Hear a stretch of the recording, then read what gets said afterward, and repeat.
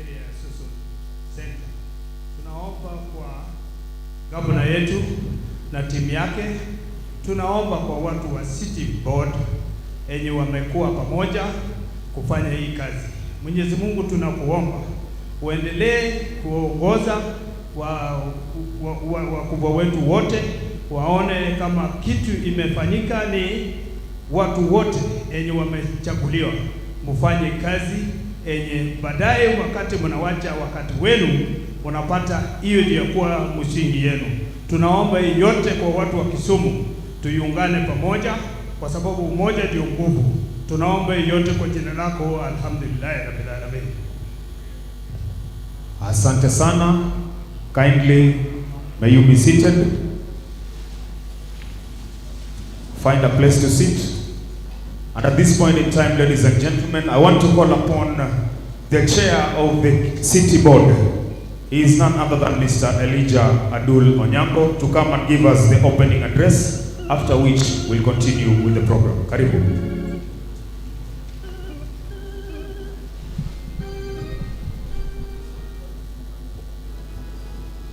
Check.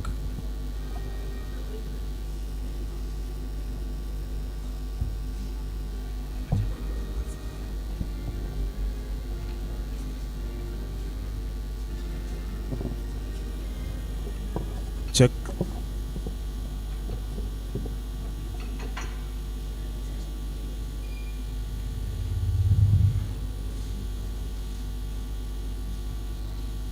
Distinguished guests, ladies and gentlemen, my name is Elijah Adul Onyango, and I'm the chairman of Kisumu City Board. This morning, together with me, are board members, not all of them. I want them to stand and wave and then sit down again.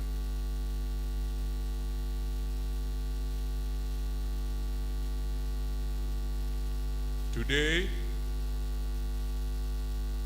we have 6 members. The board is made up of 12 members.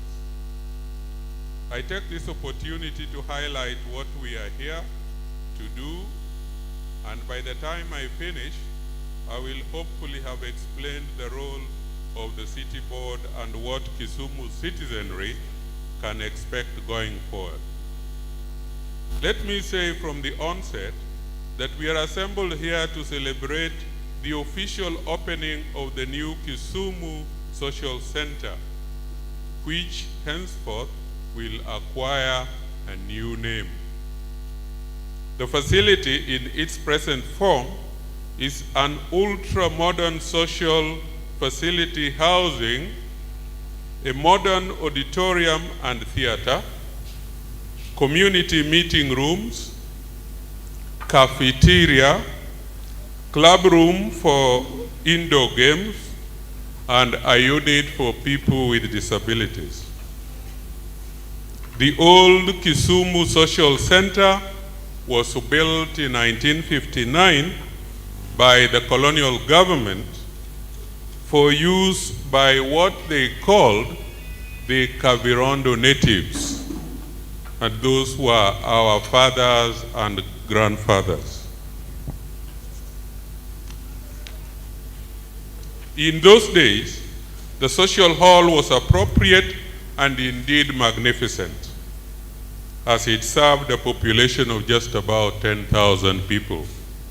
Over the years, the facilities became inadequate, calling for the need for rebuilding it. It is against this background that a Kisumu renewal program was conceived and modeled as Kisumu Urban Project, an initiative of the Right Honorable Prime Minister Raila Amolo Odinga and the Honorable French Ambassador then, Her Excellency Madame Elizabeth Babior, and indeed during the tenure of His Worship, the former Mayor, Sam Okello, who is a member of the board now. And with that, the Kisumu Urban Project evolved. The Kisumu Urban Project was an urban project implemented by the city of Kisumu with a funding of 40 million euros. It was a soft loan to the Kenya government, and the Kenya government reassigned the loan to the city of Kisumu as a grant. The project was intended to be a pilot for the Kenya municipal program on how urban areas can implement donor funding directly.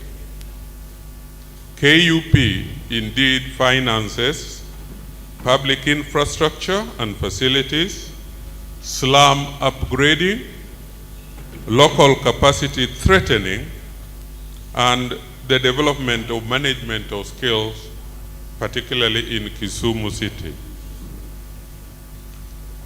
The project at the national level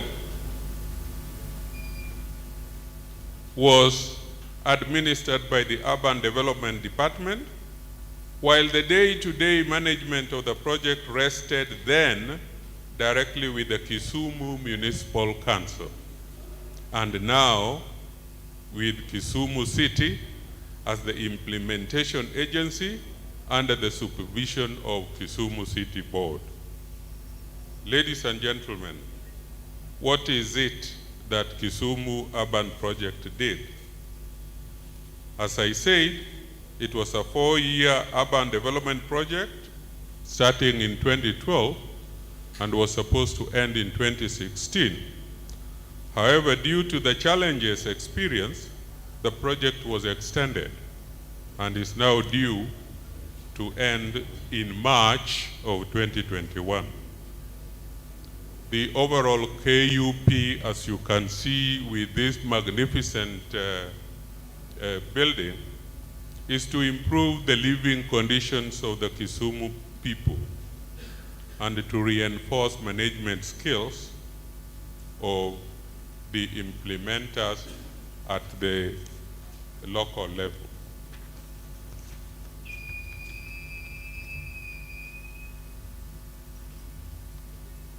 It is important to tie up existence of Kisumu City Board and the realization of projects in the city.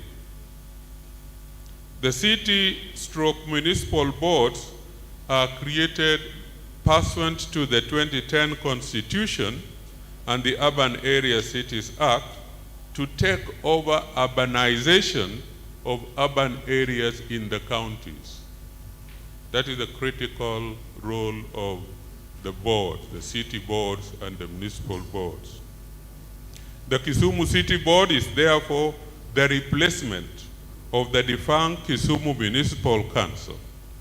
The board is the agent of urbanization as far as the county government is concerned. And we know that if you are an agent, you have duties that relate to master and agent relationship.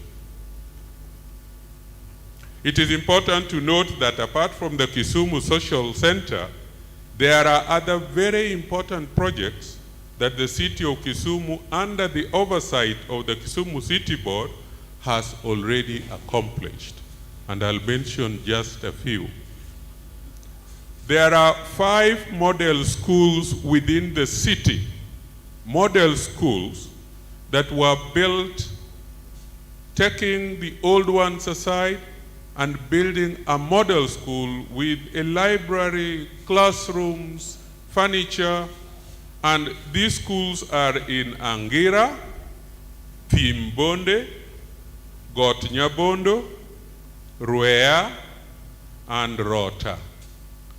If you visit these areas, you will see a model primary school as we would want all the primary schools to be. God willing, and funds availability being realized, we will increase the number of such schools.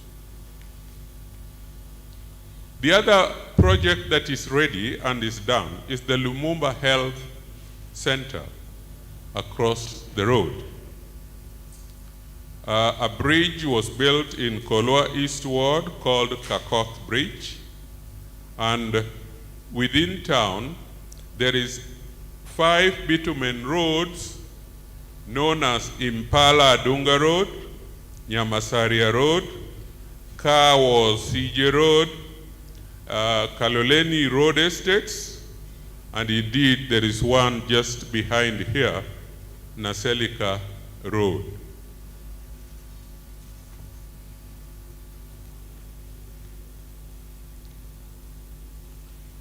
I take this opportunity, Father, to thank the French government for having made the loan, the 40 million euro loan available that was advanced to the Kenya government and redirected to Kisumu City.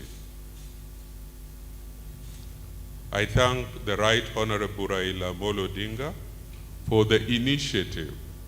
Of course, one would say many things that Honorable Prime Minister did, but we particularly want to be grateful for the initiative that he took together with the then ambassador, the French ambassador, to get this done. I want to thank His Excellency, the Governor, Peter Nyong'o, in whose term the social center has been realized. I do remember that when he took office, he undertook to make sure that all the projects that were ongoing and which had not started will be expedited. And this particular Kisumu Social Center is one of them. I particularly want to thank His Excellency, the Governor, for having appointed the Kisumu City Board. The Kisumu City Board should have been appointed as early as 2012, but it was not. When the Governor came into office, he quickly appointed the 12 of us, and we have a role to play, and we have that role to play in Kisumu City. I want to thank the Kisumu citizenry for the support that we are already experiencing in terms of getting proposals through public participation. We will increase many such participation so that we do what wananchi want.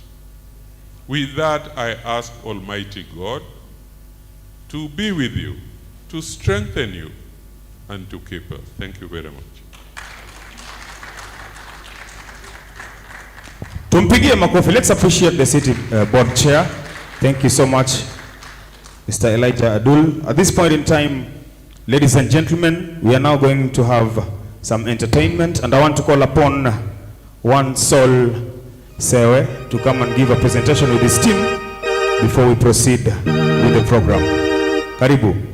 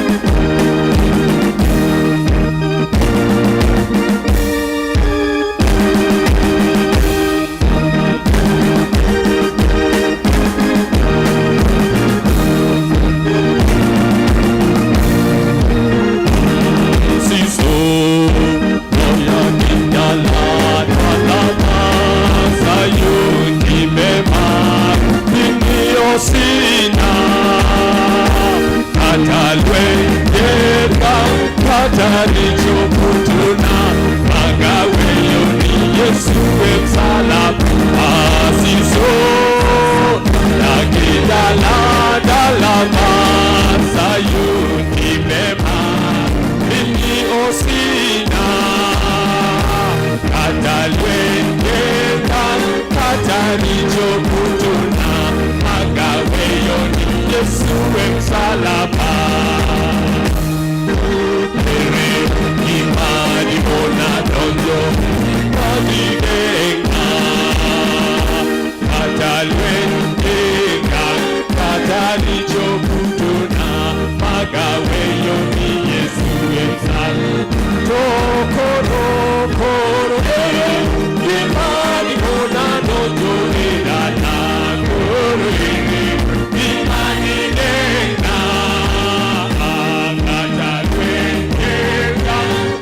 kataricho kutona magaweyo ni Yesu msalaba.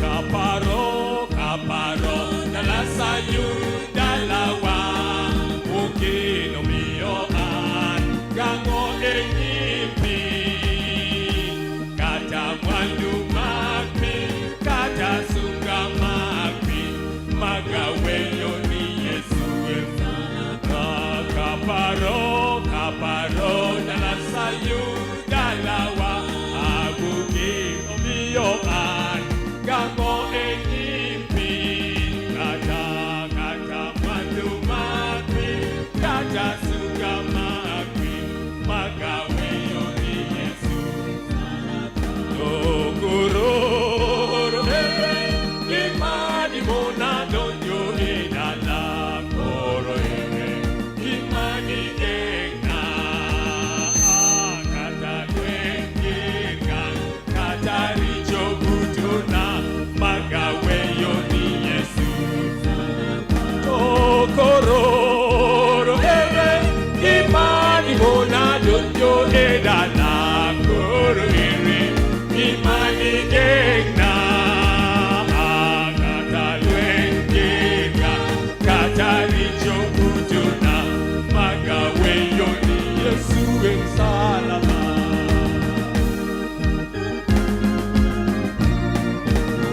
Kanene kanena winjo duono na jago amario edala dalagi Yesu dalale kendore dalawa mukwe mano dalagi Yesu maro kanene kanena winjo duono jago good mario edala dalagi Yesu dalale kendore dalawa mukwe mano dalagi Yesu maro Tokororo imani mona donjo koro karaki isae kata lwenga kata richo kutuna weyo ni Yesu msalaba. Tokororo imani mona donjo idala koro aya Yesu kata lwenga kata richo kutuna magaweyo ni Yesu msalaba.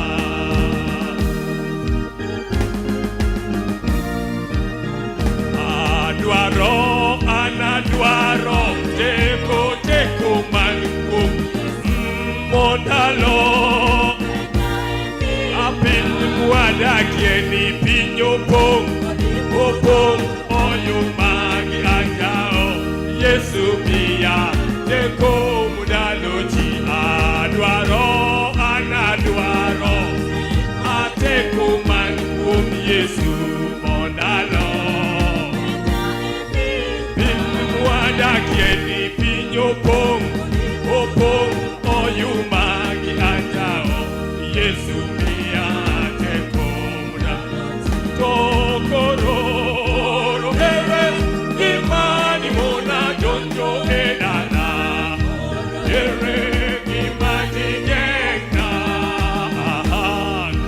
lwenga kata richo kutuna magaweyo ni Yesu Tokororo imani mona donjo edala koro karaki isae kata lwenga kata richo kutuna magaweyo ni Yesu Tokororo imani mona donjo karaki isae kata lwenga kata richo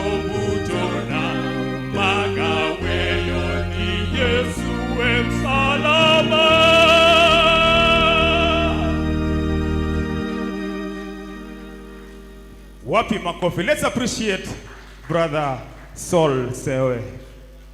Yeah, that was real energy. Ladies and gentlemen, the governor of the great county of Kisumu has arrived. So we'll hold on a bit. Once he enters the newly built social center, we'll all rise up and welcome the governor, then we'll continue with the program. Tusimame tafadhali kwa heshima.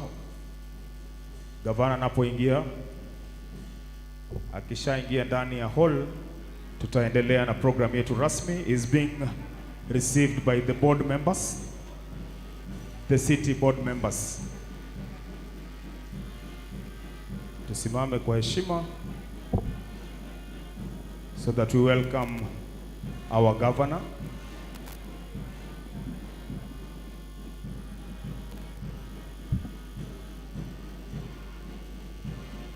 Karibu sana governor, His Excellency Professor Peter Nyong'o, the governor of this great county of Kisumu. Karibu sana, karibu sana. Welcome. Welcome. Haya, tuweze kukaa. Let's all be seated. Tukae tafadhali. Let's all be seated. Ladies and gentlemen, allow me to remind you that it's the great launch of Kisumu Social Center. And I want to call upon Ngoma Choral to come and give us a presentation before we continue with our program. Ngoma Choral, welcome on stage. Ngoma Choral, welcome on stage. Then we'll have Zeze.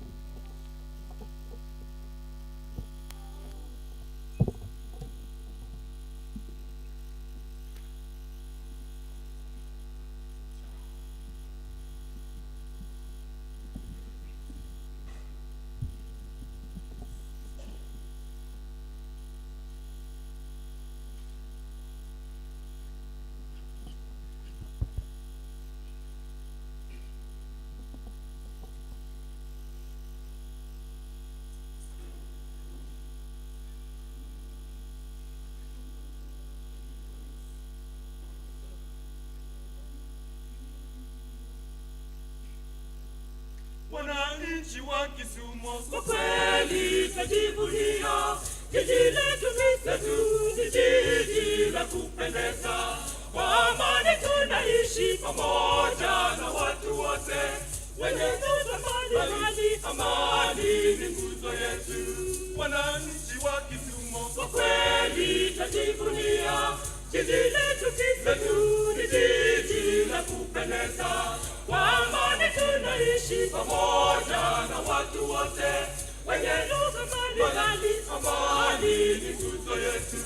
Kuwakaribisha wanabiashara na wafanyikazi wote kwetu Kisumu Lala. Kuwakaribisha wanabiashara na wafanyikazi wote kwetu Kisumu Lala. Wazalendo wa Kisumu ni kweli tumeamua mila zetu lazima tuzihifadhi. Tushirikiane nao wenzetu wanaokiri wanaopenda kuacha mila ni mtumwa.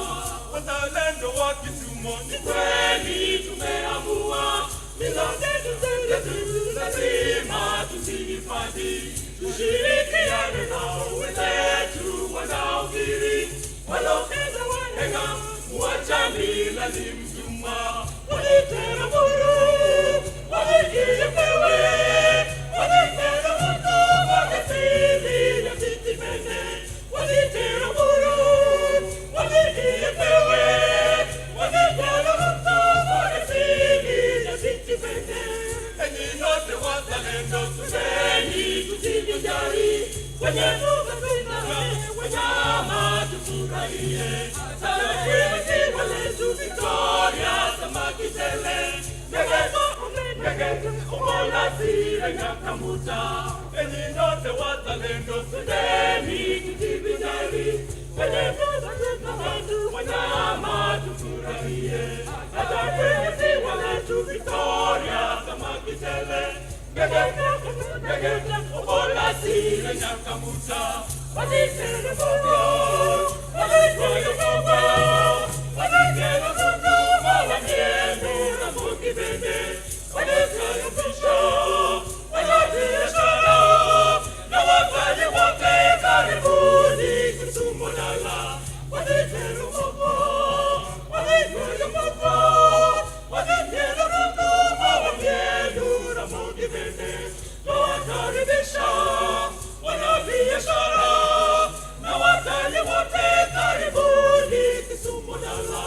Wadikere bobo, wadikere bobo, wadikere bobo, wanyendo na mungi bende, wakaribisha wanabiashara na watalii wote karibuni Kisumu dala.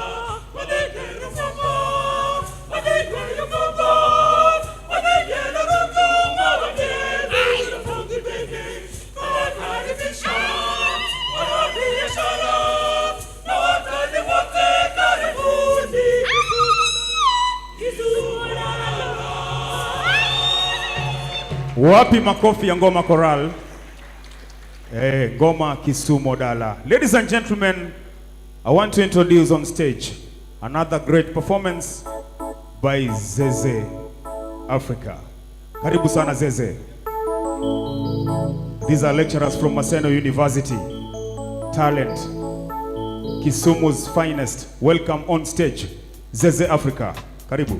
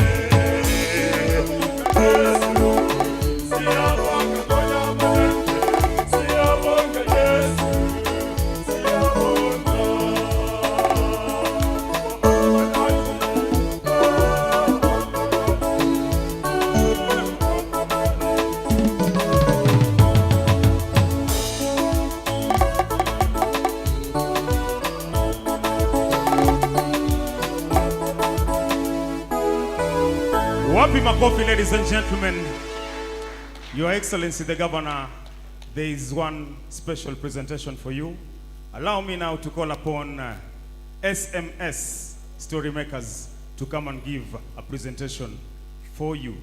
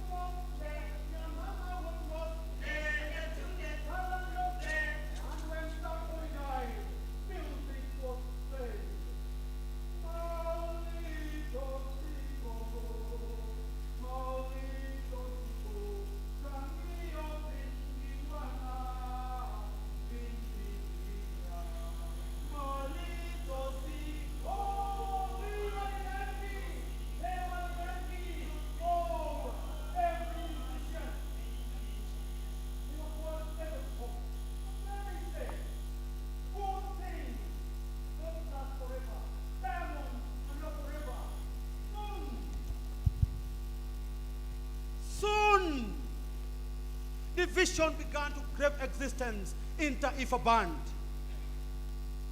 Chest thumping craved existence. I am the strongest. I am the strongest. I am called the drum. Without me, you can make it.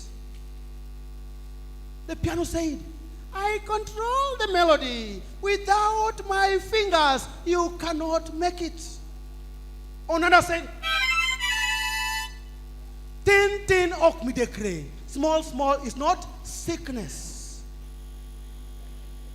Soon, I saw the once united band take sides. I saw the drum go its way. I saw the ongengo go its way. I saw the shakers go their way. I saw the piano go its way. And in their different ways, they played different contrasting tunes.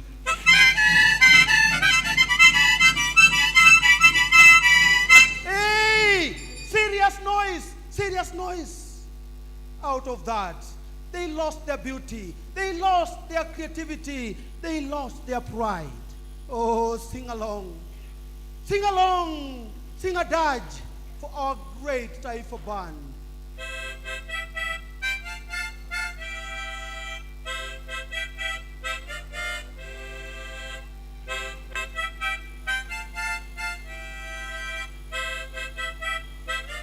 But for how long? For how long were they going to cry? For how long were they going to lament? For how long were they going to sing a dirge?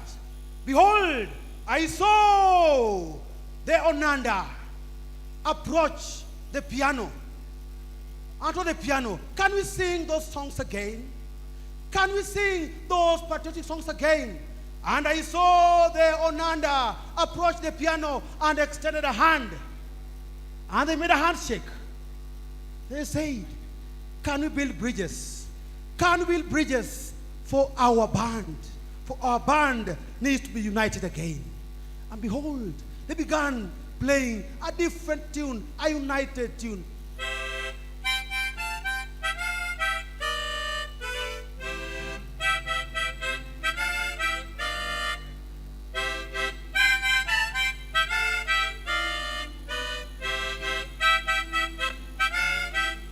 I saw Oyeke coming.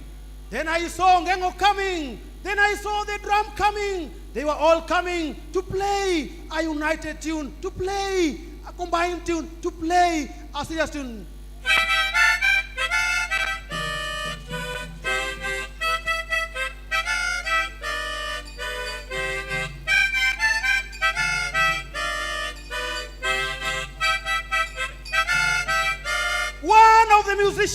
One of you said, hey, I am not going to join you. I'll not join you in that singing.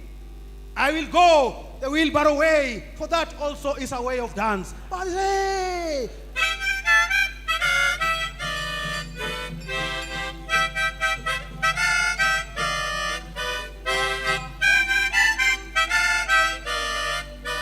behold, he was right.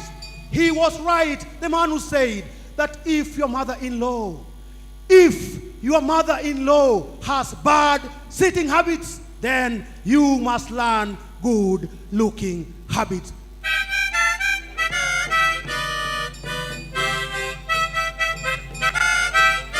That was me, George Chunga Kotiene Punglu Pangla, Wojo Mariek, rendering Taifa Band, SMS production.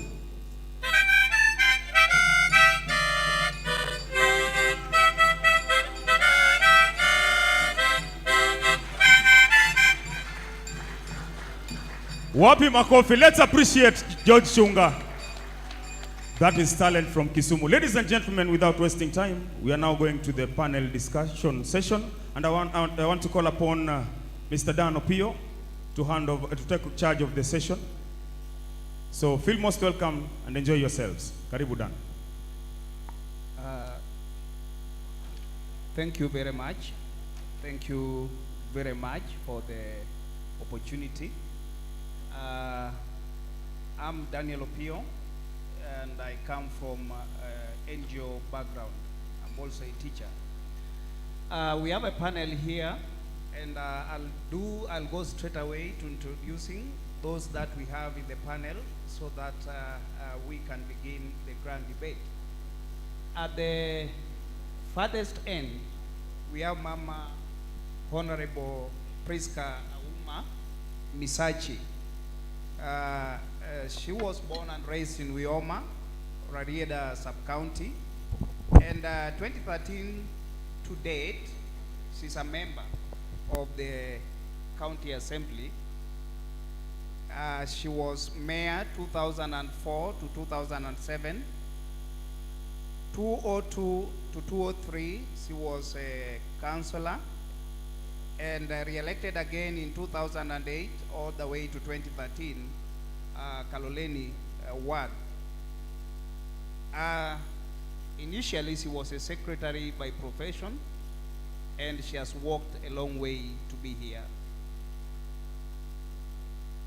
Karibu.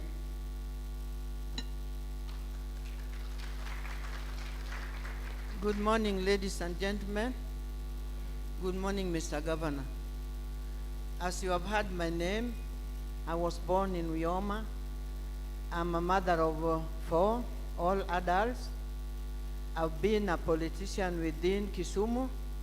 I've never lived in another city rather than Kisumu. I stayed in Nairobi while I was still very young, but I grew in this city, and this city has grown up with me. I want to say that as a mother and as a leader, I've done several things, either touching on the lives of people. When I was born, and the day I was coming to Kisumu, I was on my way to Nairobi to join my father. I met an old man who told me in our language that, Nyara, you are going to Nairobi, but make sure that Nyar ngato oklo nyangato. I've grown up with that one in mind. And I believe if all the daughters assembly, I would still count myself the best. And that I was given that theory with my great-great-grandfather. I've been in this town. Some are my friends, some are my enemies being a politician. It's difficult for a woman to be a politician for all those years. I've inherited so many names. The first name I inherited way back when I was contesting Stadium Ward, because my background is I was married, and as you can buy a Mercedes Benz and you meet an accident and it is written off, that marriage was written off. And I've stayed all along. So I tried to collect myself and to build my image to be what I am today. I've stayed in this city, single mother, with my 4 children. I took them both to school, and because of that Nyangato, Kilo Nyangato, I took my children to the best school. That was Area Primary School, then to Lugulu for the girls, then to Eregi for another girl, and then Kisumu Boys for the boys. So I believe what I've done my best. That was my life, and the journey I've journeyed up to today. When I was the mayor, I want to say a little about that. I was induced to come to politics because I worked with Tom Boyer when I was still a very young girl, a very beautiful young girl. And I worked with Boyer as a receptionist. I was admiring politicians, and I had it in my mind that if I'm a politician, I'll be able to help my people, because I could see people were coming to Tom for help. People were coming to ask for school fees. And I thought if I was a politician, I was going to be in a position to be asked for those things. That is what I admired.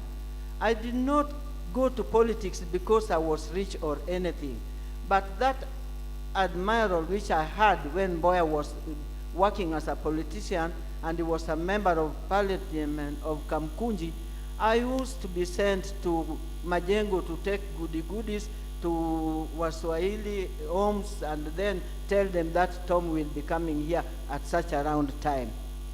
That one, I believe, was the greatest job that I must have achieved, and I thought I was not going to achieve it, but I have achieved it because I've been a politician for over 40 years, And what I loved most is to listen to people's problems. Their problems can be bigger than mine, then mine disappears. Then I remain thinking about their problems now and how to help them. And that's why I've survived as a single mother. I've been telling girls when I go to mentor them and talk to them that even if you are single, never be ashamed. Stand tall and do what you can do while you are still on earth here. Awacho ne gini kato chot morito nyinge ti yiero. Dongo yiera. And they always laugh. Because a mother who is not married and not living with a man in our language is to chot. But I said that is a good name. That name, I inherited it first when I joined politics. As I grew up and getting old in politics, I inherited another name, Mugabe. Because I've stayed long in politics and people got fed up. Say now we give her the name Mugabe. And I believe I took it when I was the mayor of Kisumu. I met so many people. The people I wanted to meet, because I believe when you are a politician, you will meet mighty people. And that enabled me to meet even Professor Geoffrey Sachs. I met Professor Sambili. With Professor Sambili, we were able to develop Kisumu investment plan, which was launched on the 17th of July 2007. And that one, I believe it is somewhere in the cells of either City Hall or somewhere within the county. But it was a good document. A document on which two professors worked on, Professor Sambili and Professor Geoffrey Sachs. I even had a time of going to the UN Habitat headquarters to address a video conference talking to Geoffrey Sachs in wherever he was. And I felt I was a great woman. And I still believe I am great because I've achieved things that some of you cannot achieve. I've weathered the storm. Because with a woman who is staying without the support from any other body, but my children became to be very supportive. Like the last election, a daughter of mine, because I gave her good education, when we were campaigning and there was no money, I just saw her with a handbag, carrying 1 million shillings to give me, to give people, just to dish out. And I said, this is great, but I'm wasting my resources for my children. And now I've been thinking about leaving this and going to church. I've seen my friends who are church members. Can you just wave for me? The bishops who are here, who are close to me and whom I always walk with. I thank you because you have been praying for me. And I want to say, Kisumu has grown while I'm seeing. Before Professor Nyong'o took over, and before the handshake, when you mention Kisumu elsewhere, people will think of stones, they will think of bonfires, but that one is now a thing of the past. And that is why we are seeing cabros in town, we are seeing this magnificent hall, and I think I want to thank the organizers of this gathering because it has just reminded me of a reunion. A reunion was being organized by university students, elders, and professionals of the Luo community. During those periods, there were no these funny things. A woman was killed by a husband, a daughter killed the grandmother. Those ones not there because you could see Jaramogi Oginga seated somewhere here, Adalo Tuko somewhere, and the people were talking. It was more than dual. People were talking and they were telling us what you can do and what you cannot do. Yes. And that was the famous Balawade which was saying, Kiki, and the don't and the doables. So, Joluo ne bear, keno no bet kaka Joluo. I just thank God because God has walked with me and He has made me to achieve my political ambitions. I wanted to become the mayor when I was in standard 8. I didn't know what I was going to do to be the mayor. But I thought when I had good education, I was going to be the mayor. I thought it was something to be contested or you get some examination and if you pass, you are called the mayor. I didn't know it was a task. So when I became a councillor in 1983 was my first entry into politics. it was very hotly contested. We were only two, and it was a single party. That single party was just like beating a snake direct with a stick. I managed. When I managed, I went and I contested to become the mayor in 83. Unfortunately, I was defeated with 1 vote. And I said, let me serve this ambition of becoming the mayor and see if I can learn politics, and one day, one time, I'll achieve what I want. After 15 years, I became the mayor of this great city. And I thank God for making me an achiever who has achieved all the things I lined up for myself, which I wanted to do. And I want to say that unless there is any other thing which somebody will ask me about the city or anywhere, but I cannot leave this stage without thanking and congratulating Professor Nyong'o. Because when I saw your manifesto, I said this is just like any other document politicians come with when they want to campaign. I was in the first assembly, but I want to confirm to this gathering that devolution was not there in the first days when it was implemented.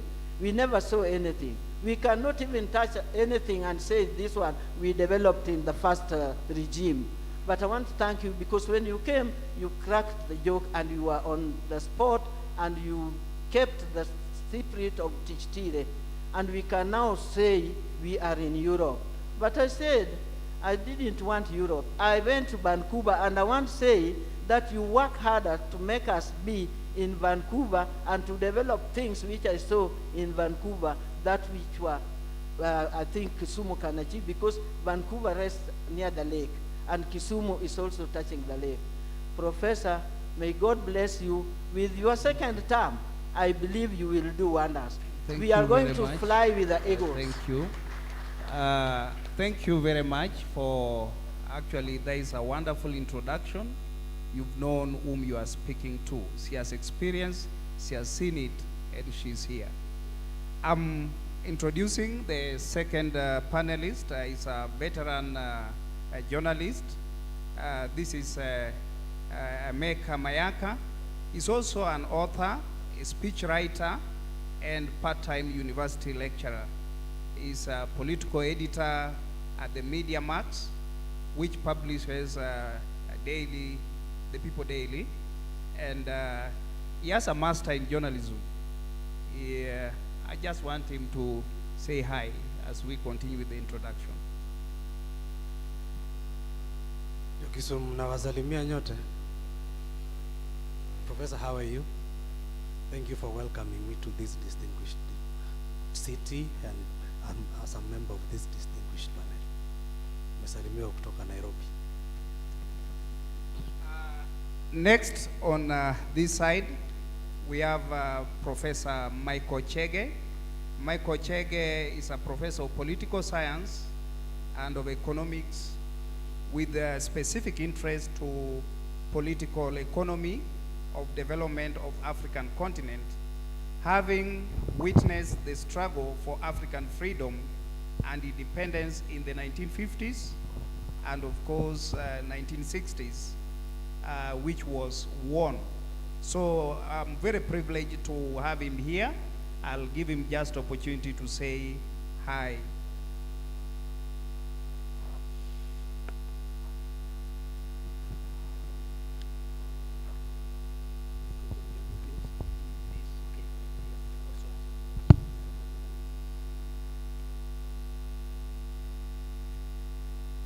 Kisumu antie. Yover. There kabisa. Okay.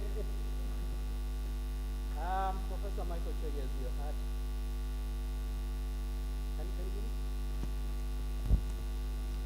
Can you hear me? Antie. Idi maber? Ber kabisa. Amajo kabete. I'm here because there's a Joseme who is a very good friend of mine here. He's your governor. And when I heard the song Kisumu Diala, I liked it very much. I like that song because Kisumu is also my Diala. If a dollar is your friend's dollar, it's also your dollar, sio? Yes. So that's why I'm always happy to be in Kisumu, especially today, to witness the launch of Kisumu Social Center. You mentioned my generation's witnessing the struggle for independence and the humiliation of our people under colonialism. There used to be something called Native Social Hall here in Kisumu for Africans only. Kanyumba kadogo hapo namna hiyo mnajengewa. The Asians had their own big one. There was one just specially for white people. Here in Kisumu, it is apartheid. In Nairobi, in places like Kaloleni, even today it still stands, Social Hall. It's old, it's dilapidated, unfortunately. African leaders used to meet there because they had nowhere else to meet. The Europeans had Muthaiga Club and Nairobi Club, and up where I was growing up, the Estigoni Club, that sort of thing. We Africans had no urban forms of entertainment. I'm very pleased today to be here with you to witness this launch of a Kisumu Social Center, constructed under the wise leadership that has just been cited of the current governor of Kisumu. Professor Nyong'o, you have done my generation proud, because you remember where we came from and you have brought us here. The people of this county will enjoy the social center at the same level as you said in Vancouver, madam, or London or elsewhere. Thank you very much, because we as Africans are very keen on togetherness, on being together. There's a saying in Doluo, Rock eteko. Unity is strength. And that strength comes out of association with each other as communities. So I'm very pleased to be here for that reason. I'm also very pleased to say this, that when I was coming here today, and I think I was here about a year ago, I am witnessing even more progress in this city than there was before. Governor, thank you very much for the work that you have done. I'm not surprised, knowing you, knowing your determination, knowing your knowledge, knowing your academic background. These are issues we've talked about, we talked before, you have implemented them, we are seeing the results. There used to be a dam site here called Kachok. You know about it? Today, I drove past it and I saw a park. It's cleaned, it's fenced, and I'm told it's going to be a playground. And I'm sure it will happen. The face of Kisumu has changed, ladies and gentlemen. And we, even those who do not live here, are witnessing this change. And we are proud of it and proud of your city. Professor Ogod wrote a book on the history of this city, history of Kisumu City, 1901 to 2001. As an academic, I can't avoid reading it, and I enjoyed it very much. From Port City, inland Port City, to Millennial City. This is what this governor has implemented, and I'm very proud of that. We look forward to even more changes. I'm happy, Madam, you are there when Jeffrey Sachs and Professor Sambili were involved in drafting the Millennial City concept and the development. We thank you also, because ideas are very important. To have the right ideas, to have the right philosophy, to have the right thinking about a city like this is very important. And you made a contribution, because you kept the idea alive. We are now seeing its implementation. And women leaders in this society, in this part of the country, have always played a role that we, the rest of the country, admired. The mayor of this city, in very difficult period of the Kenyatta days, Grace Onyango, will be remembered in Kenya as a whole. As a great women leader of a city. There was no corruption. She listened to people. She did. Nyarbungu, she was called. You remember that? Nyarbungu, very active, very precise, very pro-people, very pro-service. We want to go back to that kind of ethic, to that kind of leadership.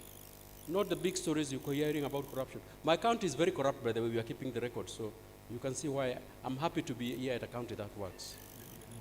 So, as we move forward now towards the launch of the city port terminal again, we will see changes. I'm happy you mentioned Vancouver and other marine-based economies in the West. This is what we want to see here, a marina, a port. And let me say, because we are, Chairman, supposed to address the issue of women. Yes. Women have a very important place to play in our country. And this part of Kenya has shown us in the past that they can do it and do it efficiently. I just mentioned the former mayor of this city. There are many others. When Professor and I taught, and we've taught courses on political economy here and abroad, there is a dissertation we used to cite or to teach by a lady called Margaret Jean Hay. It's called Economic Change in Luoland. Kowe. Kowe is in Siaya. Or is in Kisumu? Oh, why am I giving credit to the wrong people? Kowe, 1890 to 1945. It shows a lot of economic development being pioneered by women as traders. 1890, you are Panajana, as traders, okay? Yes. As shopkeepers, as buyers and sellers, not just of domestic goods, but also international ones. We are going to get there. So I'm very happy to be here for the reasons I've mentioned. It reminds me that from colonialism, we can grow. Yes. Let's not be discouraged. Thank you, Governor. Thank you for your team. Thank you for the work you have done. Thank you for the ladies of this wonderful lakeside town. And I look forward to the discussion. Erokamano Anya. Thank you. Thank you very much for that wonderful introduction. I'm introducing the last panelist. That is Professor Madam Jael Mbogo. She's a Kenyan, actually previously a social worker, women rights campaigner, and she's a politician. I believe she may not know me, but while growing up in a village called Matasia, I used to see her, and I could see people pointing fingers at her that, you know that lady, she's the one who sent Mwai Kibaki all the way from Bahati to Othaya. So I'm privileged to have her here, and I'll just like her to greet you and say a word.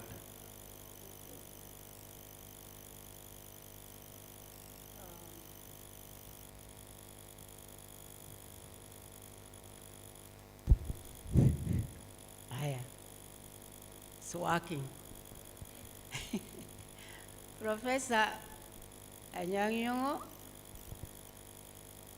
I'm very happy to be here today with you and with all the people of Kisumu. I am back home. This is what I said I would tell you. I feel so homely. Since I arrived here yesterday, it's my first time to spend a night here in Kisumu on official invitation from none other but His Excellency Governor Professor Nyong'o of Kisumu City. You know? Now, my names are Jael Ogombe Mbogo. I say the middle name because Jael Mbogo placed me somewhere else. You all agree? Yes, many people thought I was from Murang'a or Embu Mbogo in Kiambu, or Mombasa, Taita, or Kisii, you find the Mbogos there. But I'm from Ugenya, Kanyatiengu, yeah. Orengo Nyatiengu ko, yeah. Uko Ugenya, kwa Jaramogi, Ogingo Dinga, Turigitinga, Yomatektek, Sani wan kota kodu, Moro Chando Kanyo, MP Maro Gonja. Mano ekuma aye. Juthurwa, hawanyo hinga kod dholuo. I'm going to mix my presentation today because I long to speak Dholuo. Dholuo is sweet, Dholuo is beautiful, Dholuo is a fully developed language. Nationally, internationally, and otherwise. So when you find me sliding back to Luo, don't think that foreign language, I did not eat it properly. I did. When I was born, here at Regea, baptized by another very strong pastor, Hapo. My parents chose the name Jael deliberately because at birth my father expected a son. And he said, to bedo nade, nyathini no nego bed nyathi madichuo. Then they gave me the name Jael because Jael was a fighter. She was a hero in the Bible. And said, probably, I might follow those trails. I'm a trail blazer. This new name I was given this last year by His Excellency the President, current one, Uhuru Kenyatta. Moran of the blazing, of the burning spear. This Moranism also has put me properly into Kajiado with Wamasai. We are Morans. Today, I have a very small statement here, which I'm not going to take time to dwell on, because the press are here. They can mutilate it, they can do what they want, but they will pick at least one or two things in it. It just simply tells you how far I have come fighting to see the likes of our mayor over here take over this city and run it so beautifully. When a governor, you are very fortunate. If you live among women whose metal oblongata are working properly, you are lucky. And no home can succeed without a woman who has got a lot of skills to control you to begin with and also build the home. Okay? Me, in my development as a young girl, I grew up in the Rift Valley at a place called Baringo, Eldama Ravine. I watched a lot of things as a child. We played in Kalenjin, we danced in Kikuyu, we went to all manner of activities with them. But when the time was appropriate for my father to come back and launch me into the Luo society, I started again from A, to learn the language, to the culture, and a lot of this was given to me by my grandmother, the mother of my father, Ndia Wanyarukwiri, a beautiful queen in the area. She used to say, "Nyakothong ino akia kumane uae," because we were supposed to be tall, 6, 7 feet tall, very fair and slim. Then my grandmother knows that that is the gene of the Ombaka family. Pooh. Me, I came out and also stood firm and I claimed that lineage. I said, I also belong.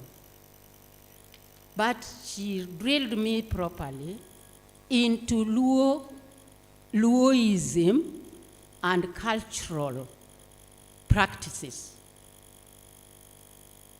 We were 18 girls in her house, and all of us brought cups to our parents. When I say kikombe, pastors, you know what that means. Do you know it? Pastor, is there a pastor here? You know when a girl gets married and a cup is brought to her mother, what it means? Joluo hachono yude giduongne.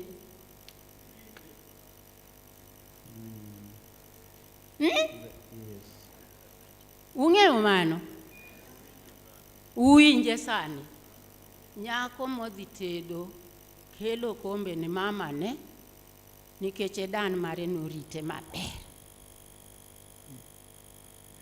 Modhi ken nyako maswin ne. Luoko ni nyako maswin. Nyira 18. So that line of development caught up with me. So I grew up knowing that I have to be a leader. The leadership was my goal. Pioneership was my goal. I was number 4 in a family of 7, 3 on top and 3 down, and I held their hands together in the middle and spearheaded the march. Talking about Nyarno, Akech Nyarno, that name you people don't know. Grace Onyango, Neja Punjna, Nia girls, a very strong, very active, and very well calculated lady. And I admired her. I admired her power. She was a physical education teacher. We looked forward for that time with her in the field all the time. And she commanded the whole school, not just for one class. And we remained friends until today. When she took over here as mayor, like, Professor, what you did, she also did it. She called me, Nyarugenya, Nyasidindi. I create a new estate called Moscow down here. Yes. Is it still there? Yeah, it is there. So I've been with you in Kisumu for a long time. She asked me, send 2,800 shillings, I reserve a house for you. You are one of my beautiful students. Wow, that's great. Professor, you did the same today. You called me personally. I looked at my phone and imagine your number since 92, 93. I kept it on my phone. Yes. When this phone rang, Professor Nyong'o calling Jai. I said, how come? Me, I'm leading a very simple, humble life in Masai land, huko na kuku yangu, na nini, vifaranga, nini, nakimbizana nayo, napanda mboga zangu. Wow. How come His Excellency can call me in the morning? There must be something very important happening. And indeed it was. You know, Professor, they picked me up, not with a wheelbarrow.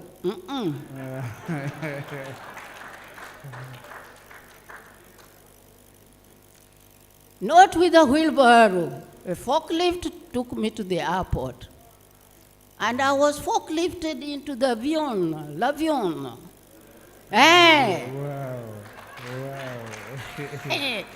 Jumbo jet to Kisumu. Here I am.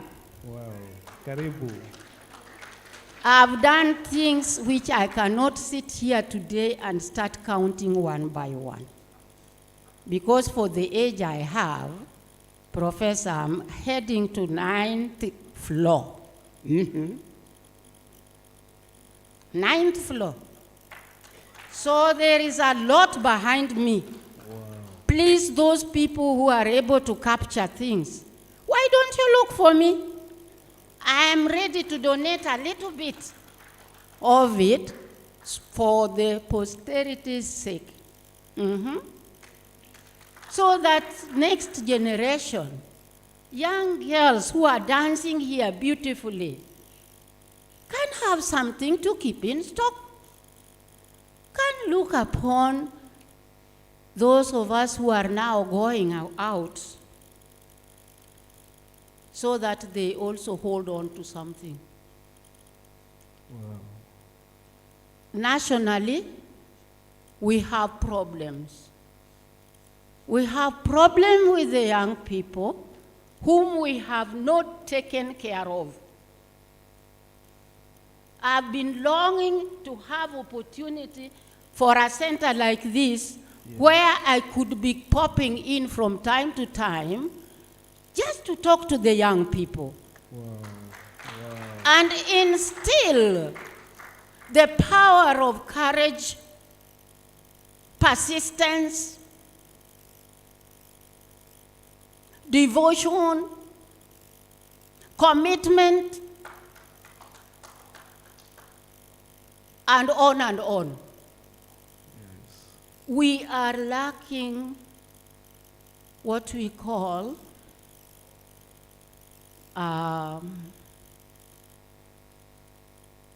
people whose lives can impact on ours positively. I am in politics for the last 60, 70 years. I lived through colonialism. I observed, I was a counselor then, but what?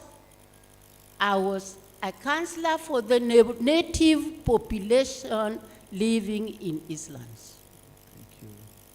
That's how my political life came about. During Mau Mau uprising. It was my duty to protect the natives of Islands. As a counselor, every time a native was arrested, I went to Highway, what do you call it again? Kingsway Police Station, yes, Kingsway. To contest the arrest. And because I was a small councillor there, I would talk to my Lord Mayor in Nairobi. She was a lady. Muzungu. I would say, I'm not attending any processions or activities today in the council because a number of my people have been locked up. And I cannot sit and discuss anything until they are freed. She would call and give me my people. I tell them, go back. Because there was nothing bad they committed. From Jericho, we walked with Jaramogi. He was wearing his kaptula and Akamba shoes. And we would be stopped 3 times for checkup. Screening, thorough. You lie down, like men, put your feet out and your shoes are removed out, and you open your mouth. And you know the mistake I had? At the time of removing my teeth, when I was about 11, 12, I went and refused to have my teeth removed. My mother nearly screamed. But my father looked at me and asked me, candidly, because I was named after his grandmother from the mother. Ogombe is not my name. It's the name given to me from my grandmother's mother. And I was not supposed to be chapward. You chapa maro? That's taboo. So I told my father, I saw Nerea go through this thing, and I'm not going to do it. Nyagweno mane umia matincha, echo aketo kacha. Adita marbel, echa aduoko kacha. Aketa mo. Wena urula kena. That brought revolution in the family. Because the young people behind me escaped the ritual. Yes. They could not skip me and go and have their teeth removed while mine was still here. And they're still here. You see? So, that was the first revolution I did to the family of Akech Makombaka.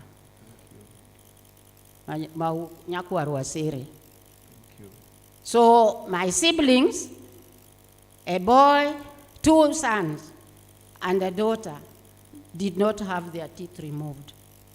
You have to start early. Eh?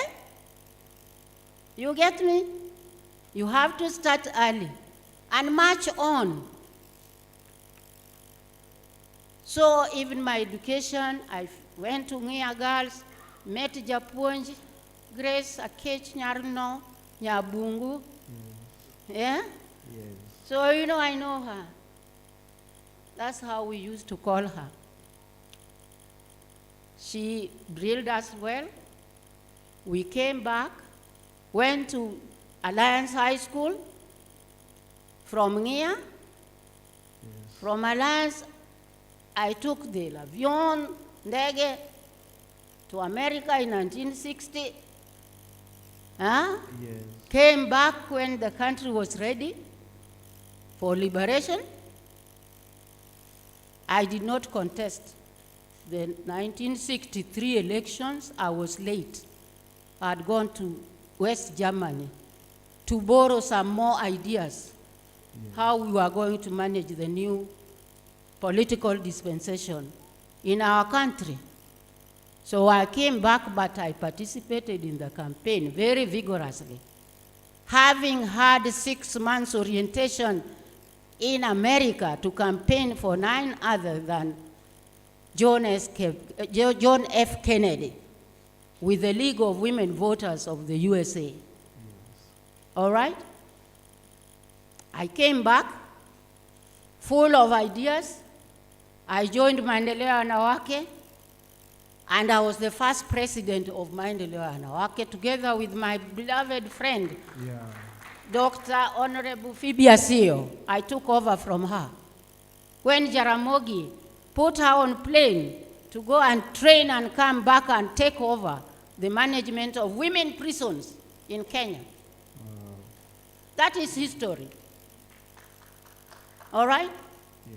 But I remained with Maendeleo Wanawake, and Maendeleo Wanawake was going to take over this country. Our administration, our organization and management was thorough, from grassroots to the top. And the only person who recognized that danger was Moi, the late President Moi. So he came and confused our leadership after I had been kicked out because I refused to step down for Kibaki in 1974. to go back to Bahati. He had to fly to Othaya. But I told him, come on, baby, come, I'm waiting for you. Kuja, ninakungojea kwa kiwanja. Come. He said, not again. What he had seen was red light.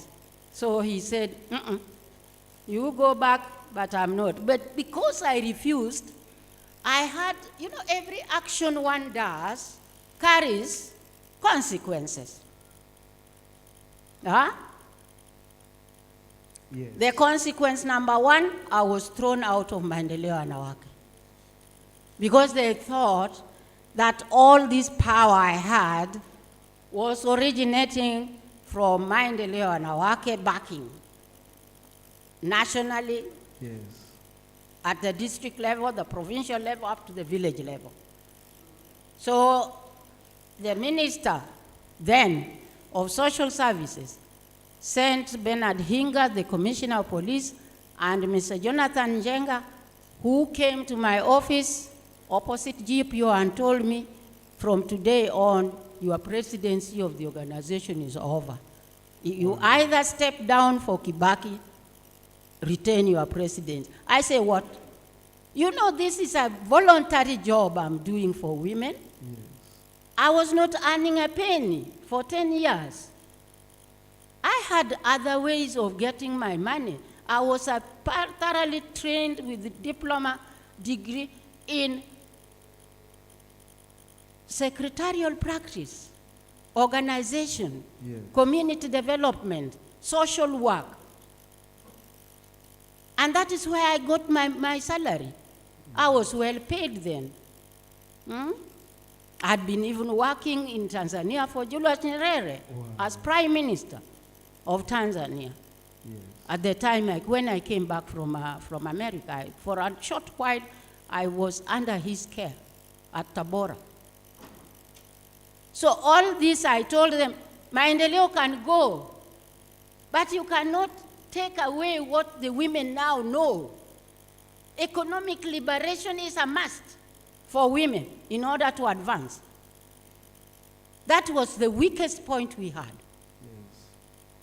You try to run for councillorship, you try to contest even a church work, you try to contest leadership in any direction, you have to have something to bank on. You have to have money. You have to have organization. You have to have supporters. These supporters need support from you. Yes. But when we are here asking your dear husband, you are going away today, yeah.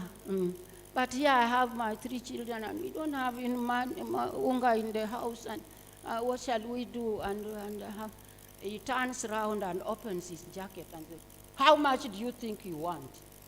How much do you think you want? Yes. I don't know. We have no vegetables. We have, Baba, John needs some books and what have you. Then he will bring out 50 shillings and say, take that and make sure you use it to the best of your ability. And off he goes. That is great, actually. Has it happened to any one of you? Do you know that, you ladies, that it happens?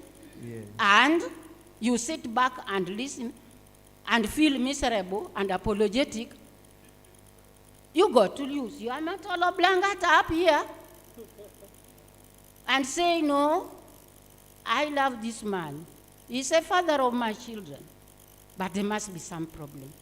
Therefore, I must work to help him to bring up this family properly. Wow. And that is what must happen. Thank you. So you go, get yourself organized, start selling tomatoes, whatever. And that is how life will continue. Before I finish, I want to say a word of thank you to Professor for the excellent work he's doing in Kisumu. Yes. I myself, my sister bought a property at Kondele and Manyata area there called Sahara.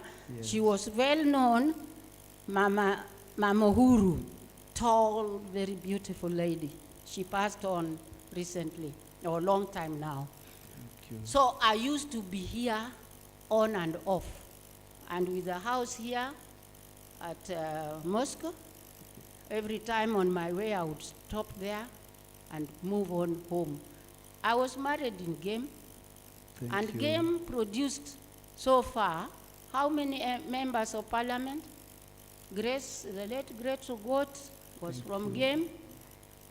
Grace Nyong'o here is from Game. Yes. Hmm? Yeah? And me in Nairobi, even if I did not go to parliament because I won hands down, but I was denied by the state, they still know me as Honorable Jael Ogombe Mbogo. Thank you so much. You want me to continue? I'll give you time again shortly. We are walking the journey together. I'll give you the next moment. We are walking the journey together, and remember the theme for this was power of a woman. And indeed, as you've seen, those that have talked, we've come from far. I just want to ask a question as we continue. There is, when you have a father, he becomes a father-in-law. I just want to give a picture of who the power of a woman. When you have a father, he becomes the father-in-law. When you have a son, he becomes the son-in-law. When you have a daughter, he becomes the daughter-in-law.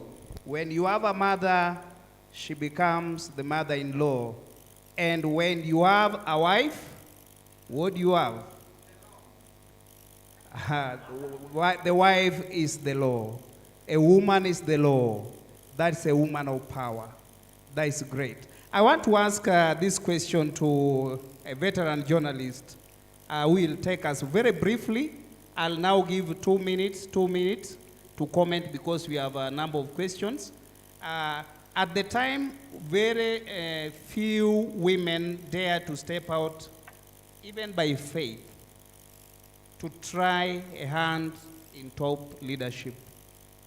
When no woman dared to step out by faith, these few stepped out, and we have a history behind. They have something that they can tell us. Mayaka, these women and those who have spoken have a history to say. You've covered this.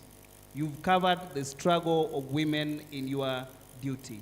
Can you briefly tell us, some of the experiences you have covered, especially for women who are coming to leadership? I give you 3 minutes, then we continue. Well, this is the disadvantage of sitting in a forum with very experienced leaders. But I'm very comfortable with it because of one reason. I'm doing a PhD in gender and political discourse. So I am in one way in class. Just before I answer your question, allow me to give you a small story on how I came to this town. I worked in this town about 3 years ago. But how did I come to this town? Because I want that to be part of the discourse we are having.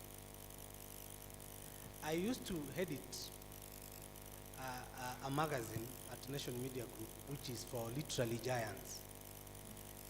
Professor Sheke could occasionally contribute. So at one point, one of my teachers, the late Professor Chris Wanjala, wrote in the social media attacking me. I'm his student, but I think he was reprimanding me gently. He said that Mayaka and another colleague of mine, he wrote on Facebook. Just a minute. As we were on speaking, our Kisumu Deputy Governor, Dr. Matthew Owili, arrived. So let us just welcome him by a round of clap. And also the Majority Leader, Kisumu Assembly, Honorable Ken Nyong'o, is also in. Well, let us welcome them with a round of clap. Yeah, thank you. Welcome as we continue. Thank you so much. So my former lecturer at the University of Nairobi, he taught me literature. He died last year. He wrote accusing me and one of my colleagues who used to run that platform, saying that Emeka and my other colleague who run the literature column at the Nation are comfortably sitting in their swanky offices and have found no reason. Swank offices at the corners of Nation Center, and they have not found a reason for them to drive to Kisumu, to fuel their car and drive to Kisumu to interview Hassan Adebole Odaga. Hassan Adebole Odaga is a pioneer, a publisher here, and has written a lot of stories.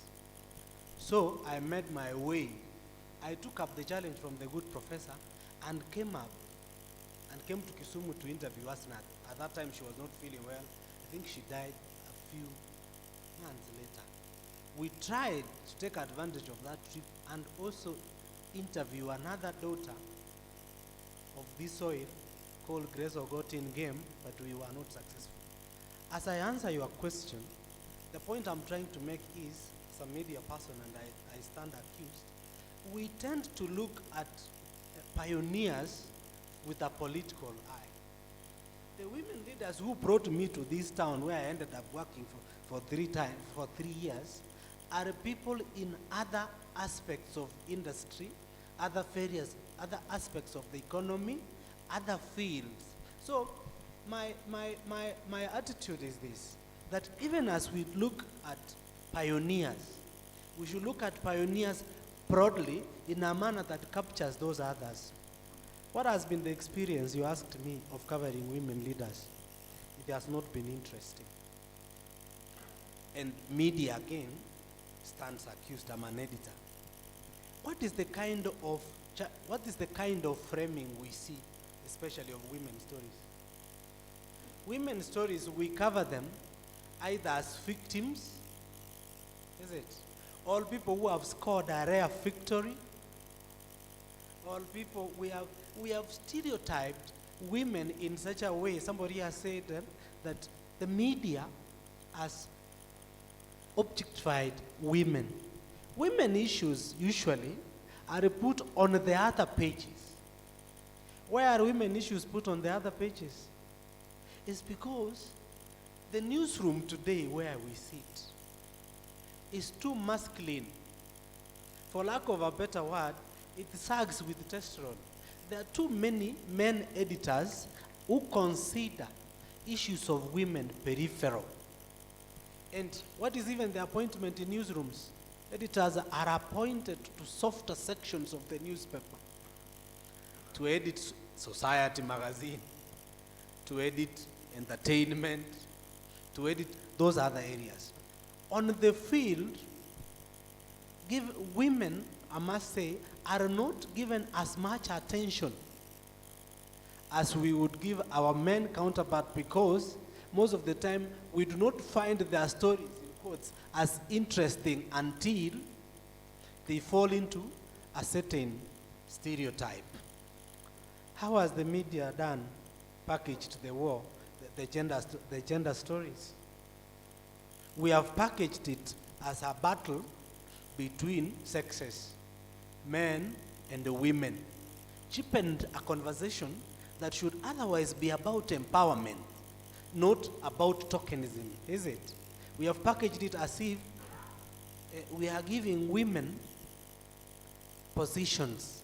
So, to be very specific, we have not done a very good job in packaging stories around women, largely because media houses are highly patronized by men and children of the first wife. And we consider the attitude general is that those are not very critical unless they are about grief and other things. But over time, there has been empowerment of women in newsrooms, so currently we have a situation where at least they are fighting to push their issues onto the table. Thank you. Yeah. Thank you very much. I'll, Honorable Mama Priska Auma Misachi, you mentioned that you are intending very, very soon to quit active politics. And actually, when God called Abraham, he didn't call his nephew Lot, but they walked with the Lot, and Lot became a very, very rich person. Briefly for 2 minutes, could you tell us how you have managed to campaign over all this time and win? Sometimes there are people here who want to be leaders, but the only money they have is what they have in their pocket. How did you manage it for just 2 minutes?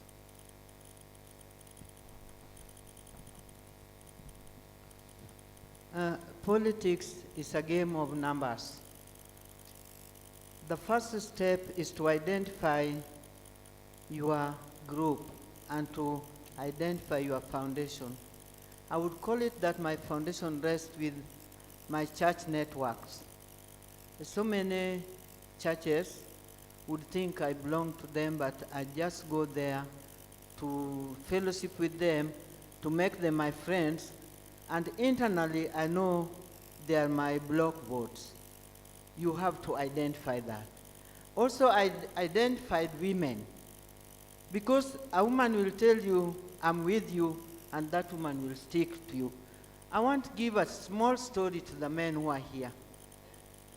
Even the two-third gender rule, which is being a headache to His Excellency, the President of Kenya, is because the men, I think the men are a little satanic. Why do I say that? It is the woman who makes food. It is the woman who makes your bed. It is the woman who leaves her home to come and call your home her own home. It is the woman who sweeps the house, make the duster, put tea on the table, and you drink it. That is the person you should give respect to. That is the person you will try to support because she's very supportive. Without women, I'm telling you, most of you will not be alive because some of you do not know how to cook. And I want to say that let us all reverse our gears, even the men who are on the run. Come back and think critically and analyze a woman. Somebody who leaves her mother, your father, comes to your home, and anything passing that home will say, why do you pass here? And that home is not hers. It is hers because of you. She has inherited it. But you don't want to inherit us fully and make us part of you. That is The really politics which I've done, I've put my faith in the youth, and that to make the youth have confidence in me. I've trained 4 youths. One from Kanyada, who is a clinical medicine officer, and another one from Nyakatkadianga, who is a clinical officer, and they are both working. They have got jobs. Yes. The one from Kanyada was a total orphan, and I said, okay, God has given me a job. How do I pay back? I trained him with all my money, and then I can stand to say I've helped. Now, as we talk today, I have 2 girls, not biological relatives, but because I'm paying back to the society where I've been, and I want those women, the 2 ladies, to be what I am today because I was unlucky. The boy child was given priority to go up to university, I was told, and my father was a tailor. Whenever I talked about school, he will buy me a dress. And you can see, I'm so much of dressing side than that education side. Because my father used to part me with the dresses, clothes. If you talk about education, tomorrow he brings a dress and a pair of shoes. Then he say, you look up, you are very smart. You just go. And that's how I was so bitter. I've been very bitter with men, but I forgave them because I've grown up and I'm measuring to what they are. Thank you. Thank you very much. Professor, there is this 2/3 gender rule. You have a lot of experience when it comes to issue of governance. For just 2 minutes, what advice could you give for it to be achieved? the gender rule, the 2/3 gender rule. Thank you, Chairman. I think there are two issues that we must understand. That we have a constitution, and we all approved it, and we all love it, and it has stipulation inside it about how to elect leaders. And in there it says you have a right to vote as a Kenyan on the basis of one person, one vote, and you can vote for whoever you like who is qualified and on the list. It's your right to vote, and it does not restrict you to voting for a woman or a man or whoever. It just gives you blank freedom to vote for whoever you want. The same constitution has a contradiction which we also approved, which says no gender should exceed 66.66% of electoral positions. We should have corrected that when we approved the Constitution. We did not. Because there's a contradiction. Even if we obey the CJ's advisory today and dissolve Parliament, we will go back and tell people, elect an MP, elect a senator, and we will not be able to meet the 66% threshold. So, let us revise and change the Constitution.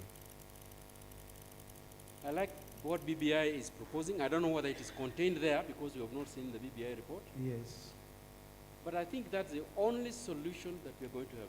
Dissolving Parliament itself will give us back the same dilemma. Because you must understand, here, in this part of the country, there's a tradition of voting for women. There are some parts of the country, northeastern, Islamic culture, Yes. where it's going to be very difficult To get a woman. to stand up. So we must now begin thinking of revising the Constitution. We said when we implemented 90%, okay, the other 10% we shall rekebisha. Now is the time. I Thank hope that it's going to be contained in the BBI. Thank you very much. I'll ask you, Madam Jael Mbogo, there is an experience I would like you to share with us for just 2 minutes. In 1969, you vied for a parliamentary seat. And though I had not been born, we are told that lights were switched off as your votes were being stolen. Something similar to what we experienced in 2007. How did it happen? Briefly in 2 minutes, so that we hear and we know that it never started in 2007. It was there before. And we have someone who witnessed with us here for just 2 minutes as we wind up. Okay. Thank you very much for that beautiful question. My story is both interesting and both very intriguing. My campaign in 1969 goes down in record in Kenya as the only first openly rigged election. That was number one. Thereafter, we've had many. But the way it was done, at 2 p.m., the BBC announcement said, in elections going on in Kenya, Mzee Kenyatta has just lost one of his very key ministers to a very unknown woman. Yes, that was the announcement official. BBC announcing that Kibaki had been defeated by a very simple woman. I was not anything. I was just Jai. Yes. But the reason why I decided to contest in 1969 in Bahati was that the elections done in 1963, the initial election for independence, did not have candidates assigned to specific constituencies. We were fighting, we were in a hurry to capture as many votes as possible. Okay? And therefore, the assignment of constituencies came after we had won. Thank you very much. And no, I have not finished. Yes. That is the reason why Kibaki, Mzee Kibaki, my friend, and he's almost my age mate, did not have any concern about the constituency representation or even doing anything in Bahati. They didn't know him because the name came after, like Achieng' Oneko being given a constituency in Nakuru. When was he there? But this had to be fixed so that the number of votes we captured in the first election commensurate with the number of cabinet ministers or members of parliament.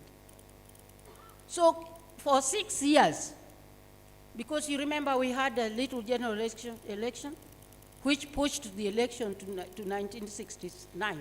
We should have held the first general election, the second general elections in 1968. But we had to delay because of the formation of opposition party by Jaramogi. So when I went there to contest, they said, but of course we've had no representation. We don't know even who is our parliamentary representative. So when he came, he was being asked, where have you been all these years? And why are you coming to Bahati? We know Jael. She has been working here with us. Yes. She's been a councillor. Yes. Representing our interests. Why should we vote for somebody whom we never met even? Yes. That is how it happened. And again, the way we campaigned in 1969 was different completely. Yes. We had only one party, correct? Yes. Therefore, all of us were KANU members fighting themselves in the field. And at the election center, each one of us had individual boxes with our photos. Direct voting. You go for Jael, that is the box. Thank you. With my photo. Thank you. Eh? And political party rallies were joined. You are given 15 minutes, I getting 15 minutes, professor 15 minutes, you stand up and state your points to the people. They are seated and listening. Thank you. From there they make decision. Ah, mama uko nayo, mama tuko na wewe. Ah, mama ndiye amepata, mama ndiye amepata. Thank you. So that is how it was done, but it was so easy to rig because you just have to remove one debe with 4,500 votes and burn it. You are at it. Ehe. Thank you very much. I'll give this opportunity as we wind up for the reaction from the audience. Someone may have a comment, someone may have a question, then we wind up from here. Because our time is over, we have just around 5 minutes.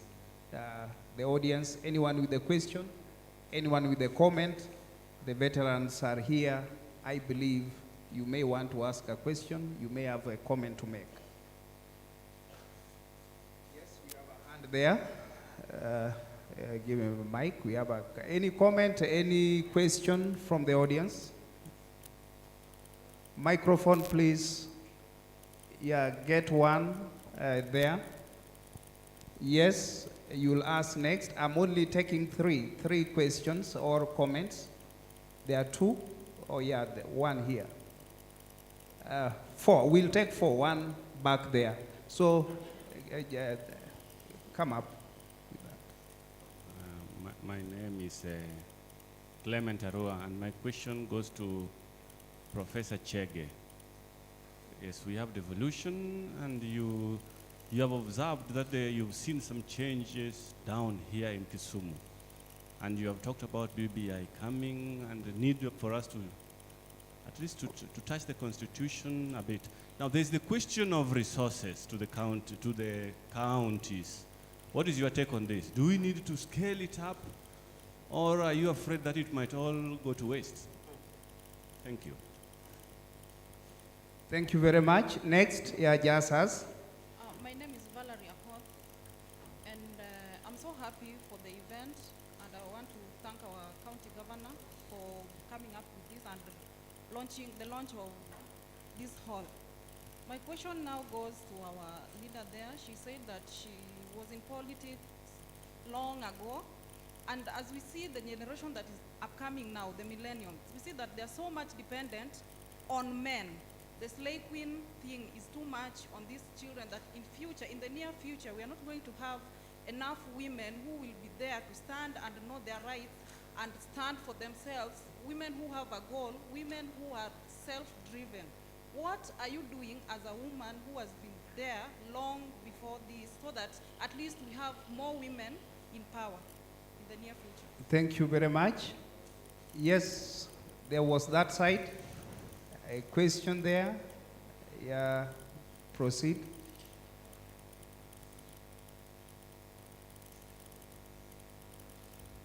Thank you very much. I'll be brief. My name is Achola Parla Okeo. Ogwetindo Tindo Tindo Nyono de Romos.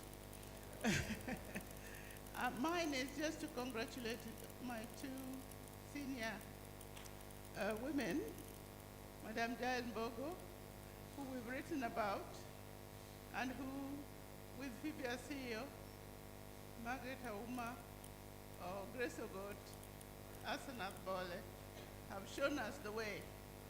And I just want to thank you for persisting and for using your brain and showing that women can think and do at the same time. Thank you very much. Thank you. There was one from the other side. I'm seeing more hands. Yeah, microphone here, please. Then I'll come back to you.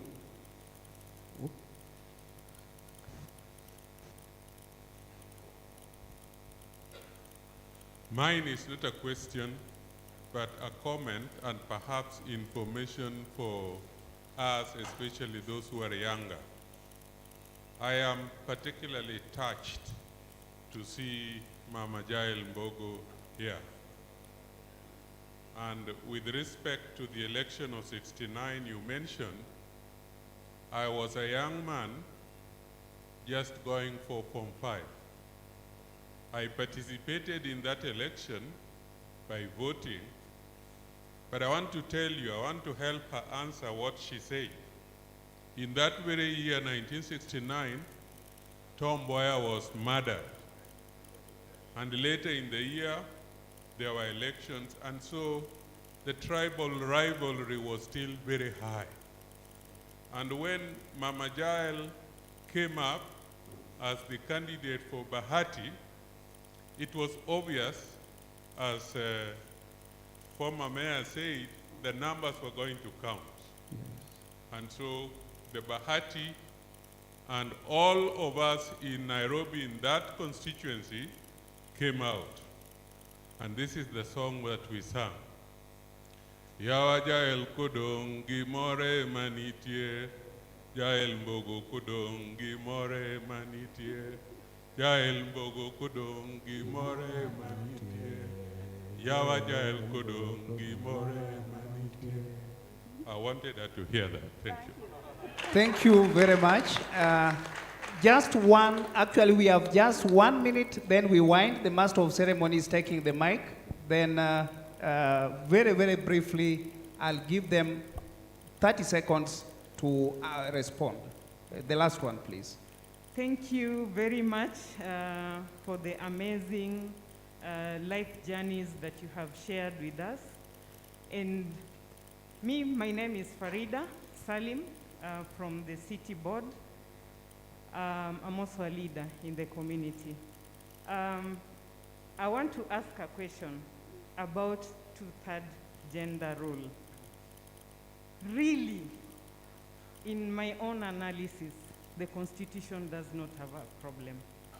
it is Parliament that has failed us. And yet, the same Parliament does not want to acknowledge the fact that they have failed the people of Kenya. Same, in line with that again, there is lack of political goodwill. Going by what the president said recently, I am more than convinced that there is no political goodwill. And so we are saying, even if we'll have other documents coming up, are we going to achieve this two-third gender role? And if not, how do we position the people to sort out this problem? Because sovereignty belongs to the people.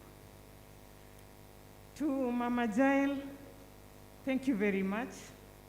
Your journey has really inspired me. And today, we are seated in this hall, and I feel all the women seated here, together with the men, we should be very happy, because we are honoring a trailblazer, Mama Grace Onyango. You have all given us very beautiful tributes. And we are saying, moving from the launch, you have told us that you lack a center where you can walk in time to time and talk to the youth. What is your advice to us beyond the launch?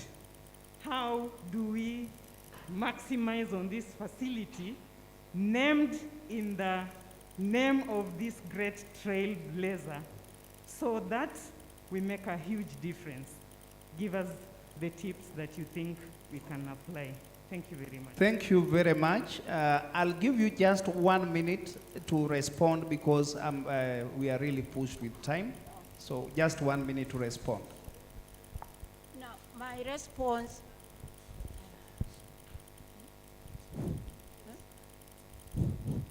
my very short response is that we need joint civic education involving men and women, and young people in particular, to understand the whole idea of the constitutional requirement. We need education. We cannot move forward unless we hold each other's hands. What I think it is in my speech, official speech today, that the plight of women, the problem we face, we cannot achieve them single-handedly. Yes. We will have to go a step further to involve our sons, our daughters, our brothers, our parents, and our shoshos, the grannies. So it is a responsibility which touches in the entire family, the entire communities, the entire nation.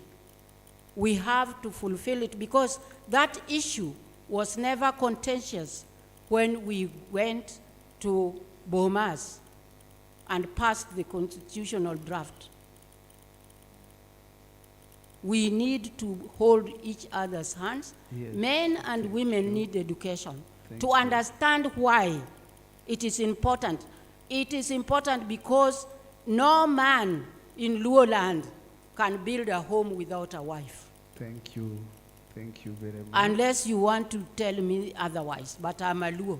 Oh, well, thank you. And if that is the need, that is the cultural requirement, why are you men afraid of us? We bring you from our own bellies, tiny little thing like this. We dust you, we open your legs and clean every part of you and powder you. Thank you. That is great and very philosophical. Do you know that your mom did that? Siku hizi, wanawake, wanawake. Lakini what is there? We open your legs. Yeah, with powder, we powder you and everything down there. Thank you. And you cannot come back and start harassing us. Thank you. Thank you. You are getting that. We are getting you, Prof. Hati haiwezekani, haiwezekani. Wapi? As shukran. Tutasema nyon. Na tukisema nyon, haya.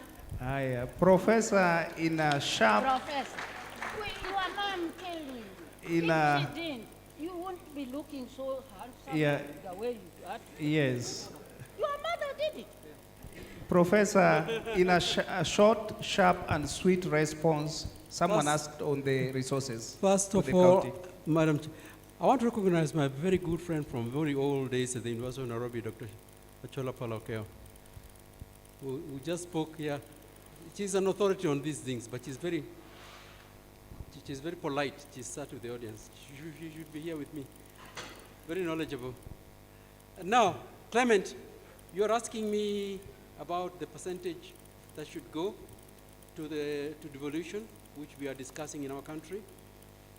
You know, the rule in public finance is that money follows functions. If the counties take 50% of the functions, they get 50% of the money, according to the cost. Now, the present constitution, we are going according to Schedule 4 of the constitution, which says the devolved governments have the following functions: agriculture, they don't have any education apart from pre-primary. So when you cost all those, we are told it comes to 15% of the revenue of the accounted revenue of the previous year. So if you are going to increase the percentage, let's also ask and debate as a country what functions are going to go. I am in favor of devolving more functions, but let us discuss which ones should go. Just before I sit down, Madam, I wanted to say something about your very good remark. I agree with you that there is no goodwill in our men in parliament. You heard the comments they were making. As a man, I feel ashamed. I teach and I've taught for many years wonderful women students at the University of Nairobi and abroad. Brilliant, sharp, very understanding, very helpful for our country, and they are being discriminated.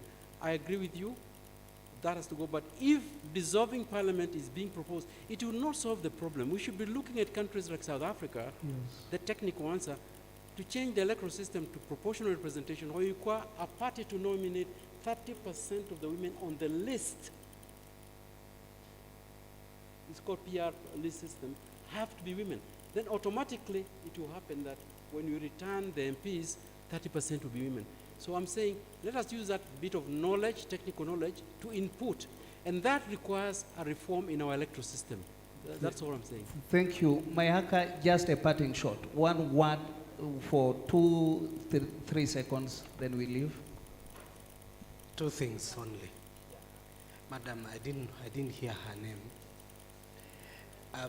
I'm privileged to have seen what they are calling the final BBI report. This is the proposal around the gender rule. They are saying we should go to the elections, we elect, but then political parties should have a standby list, what they are calling a top-up list, to fill whatever gaps would be there. My challenge is this: what will then prevent the men of Kenya? I come from Kisumu, where there has not been a woman elected as a constituency MP, from saying, we are not electing you, you have a list in parliament. So this is a conversation that probably we will need to have. Secondly, the gender rule thing, which I've been writing about for quite a while, is just caught up in petty, it's just a victim of petty sexism at the National Assembly, where people are saying we are giving women seats, and then we are also projecting them, oh, this is tokenism. The tokenism thing around this thing is what has delayed it, and the sexism. Lastly, and this is my appeal to Mama Child here, it is a privilege to have you around. And you said something that some of us would be interested in, and the mayor as well. Those of us who are in the writing profession, we are willing to take up the challenge to document your sacrifices, your experiences, so that we can, for posterity, so that when my daughters grow up, they will be able to read and know that there's a tough woman who came from Game who almost removed a cabinet minister from Nairobi. We are available. We are writing those stories and it will be nini. I am currently writing a book on the governor. Wow, that's So great. I'm also writing a book on Governor Kirai too.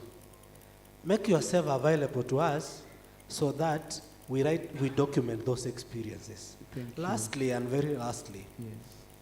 I was in this county for 3 years practicing journalism, and I'm speaking to the people of Kisumu.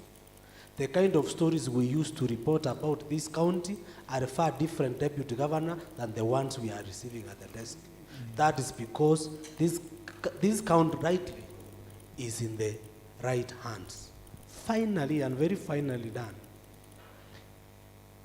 let's look for a mechanism of celebrating a mama child when they are alive. Yes. Yes. Let's send, if it is a fund, let the governor commission a book so that we write about these beautiful women. Wow. And put it in the library here. Yes. So that we don't have a situation where we are going to carry flowers and do very flowery speeches during their funerals. Let's celebrate them. Let's celebrate Mayor. Let's celebrate Mama Joy when we can see them. Thank you so much for listening to us. Kindly, Honorable, just one word to close us as we close. One word, please. Thank you, Professor.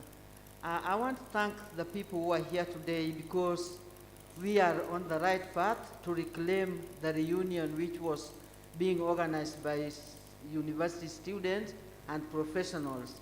And when we have started today, let us not tire. Let us go ahead and do it. Teach nitie, mondu wati, mondu tichotire. And I believe Kisumu is where it is because of good governance. Let us embrace that. And we think, nobody, just tell people, even the youth, whoever is coming here with a wheelbarrow, our doors are closed, our vote for the governor is already voted, and other avenues are closed.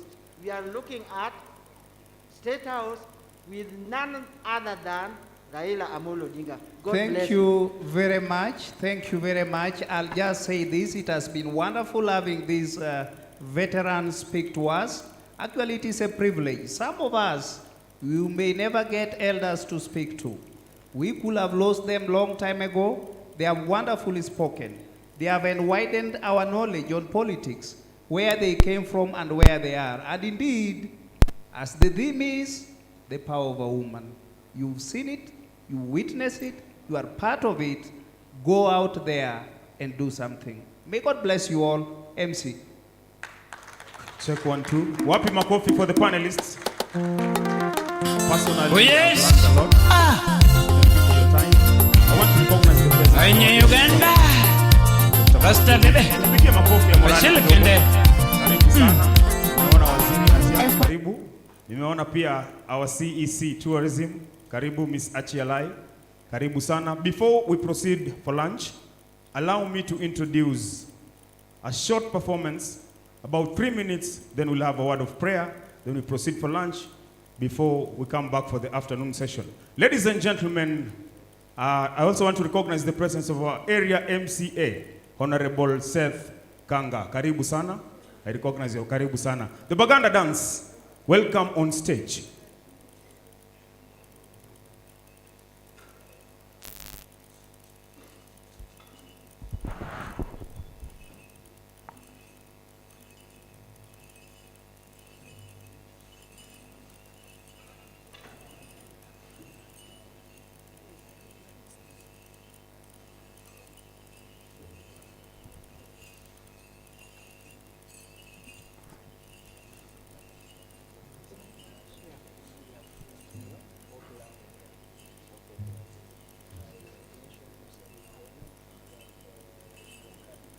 Okay. Thank you.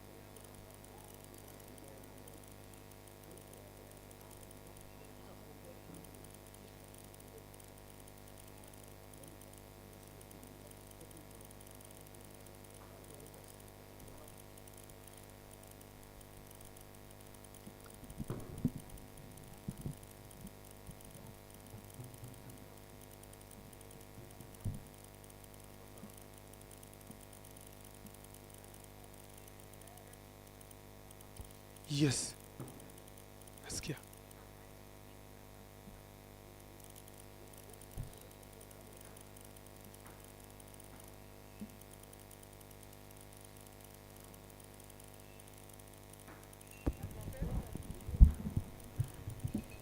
Haya, chap chap.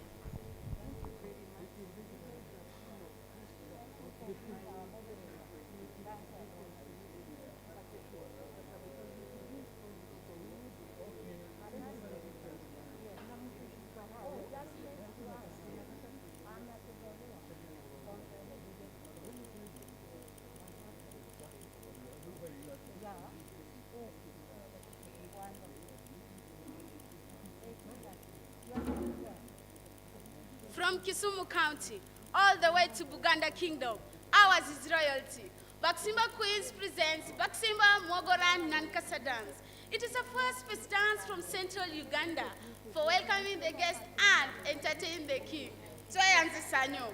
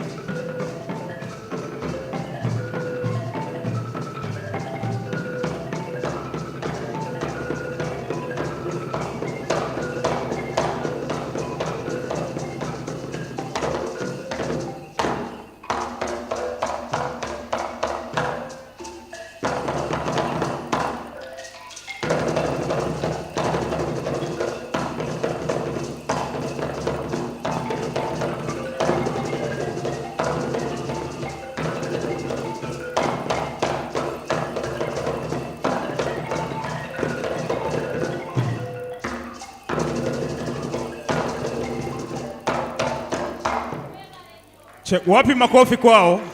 Thank you so much. Ladies and gentlemen, in the afternoon we are going to have a presentation from Mwalimu George Okara, and the title is Down Memory Lane. At this point in time, I want to call upon Bishop John Onyango Ober to pray for lunch. Then after lunch, we'll meet here for the afternoon session. Once again, I want to remind you that it's the grand opening of Kisumu Social Center. Feel most welcome and enjoy yourself. Bishop. Shall we stand up as we pray? Almighty Father, we thank you for the sessions that is just over. We honor you and we exalt your name, O Lord God.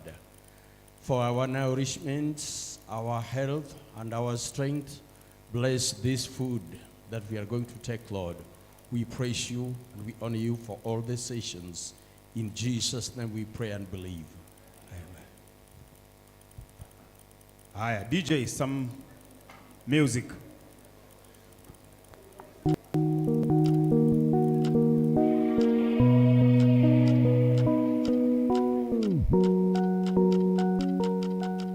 Let me welcome you to the new social center.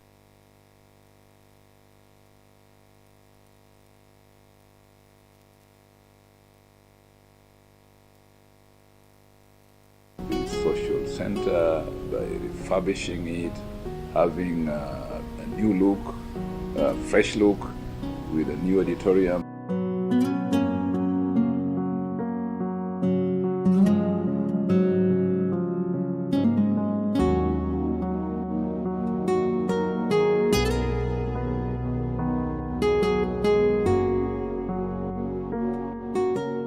A new conference hall, several offices, facilities for people with disability. In fact, we're going to have the disability office there.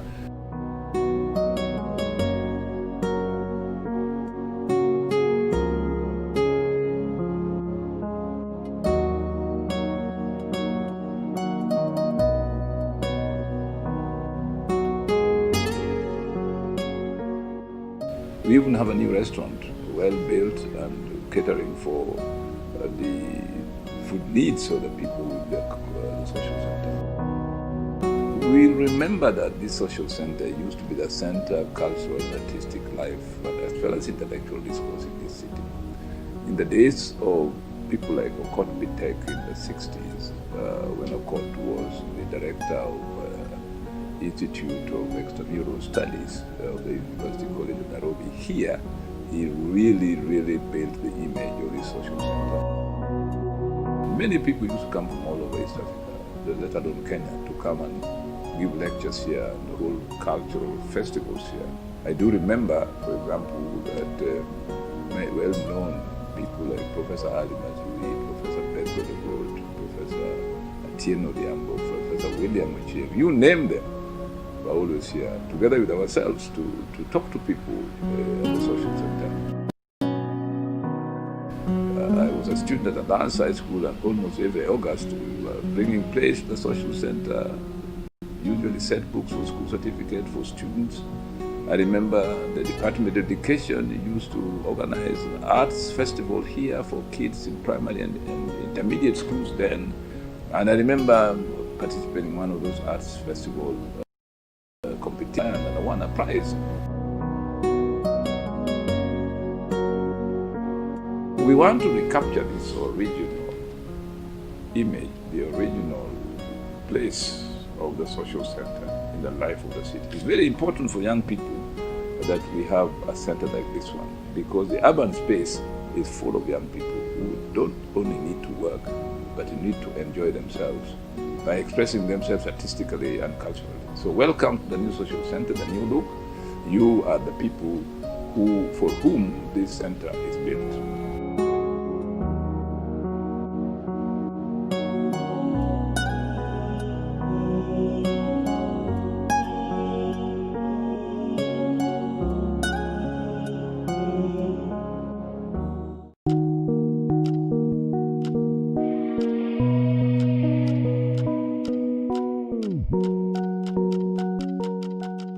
Let me welcome you to the new social center in Kisumu, which has been reborn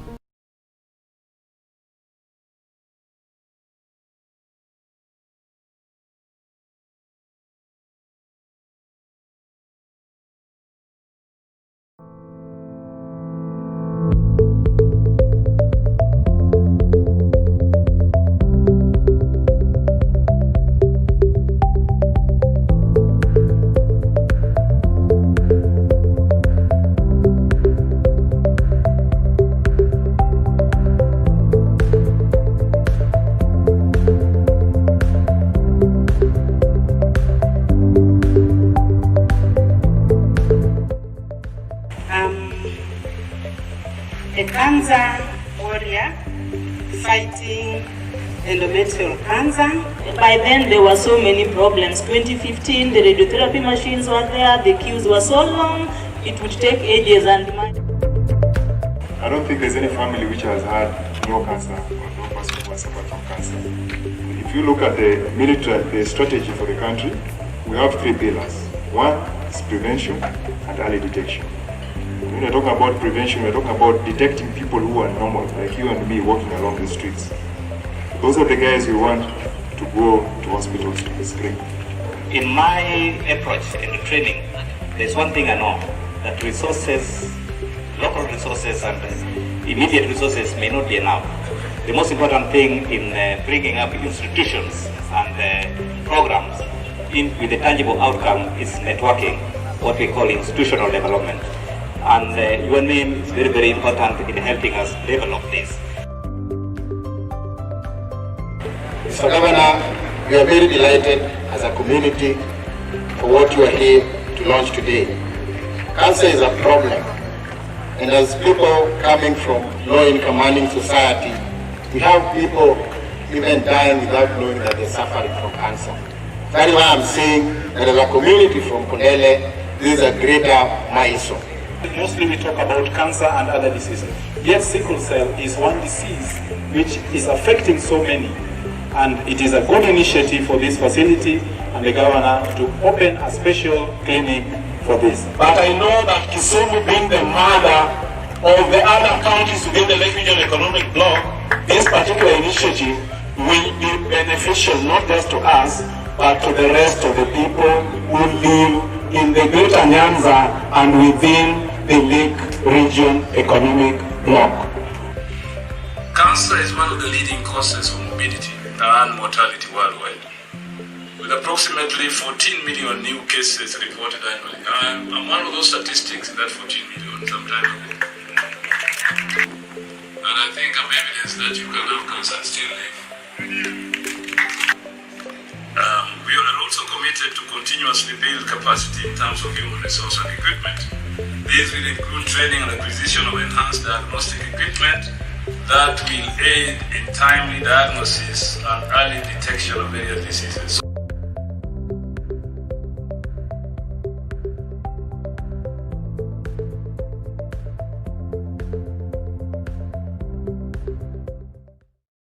Henceforth, our CECD teachers shall be engaged with us on proper contractual obligations and be remunerated through the IPPD system. Meaning that they shall be put in the payroll and immediately acquire personal payroll numbers. We shall also continue employing strategies that will make the learning environment more rewarding for our children. And we have already started. That is why in the last financial year alone, we distributed 20 million shillings worth of textbooks and exercise books to all our ECD centers.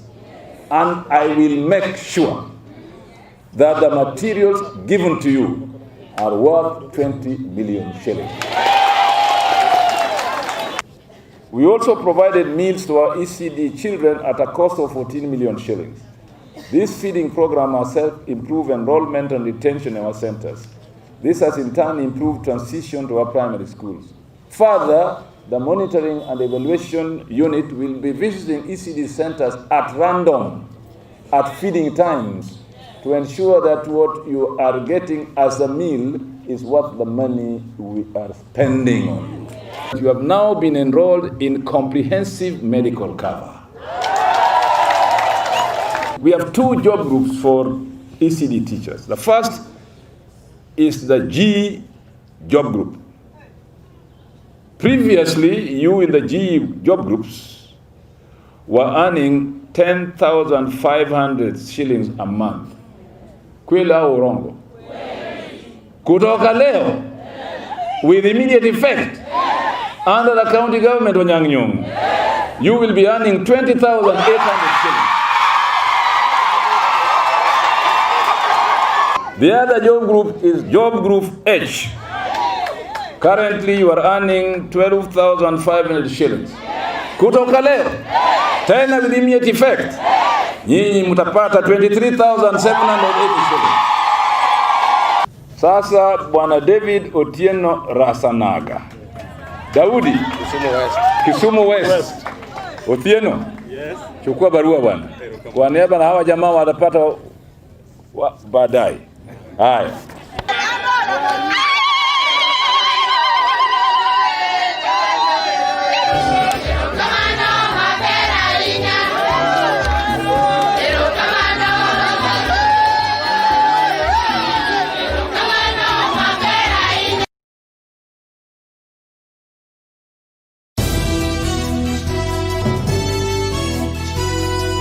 We're at Jaramogi Hospital and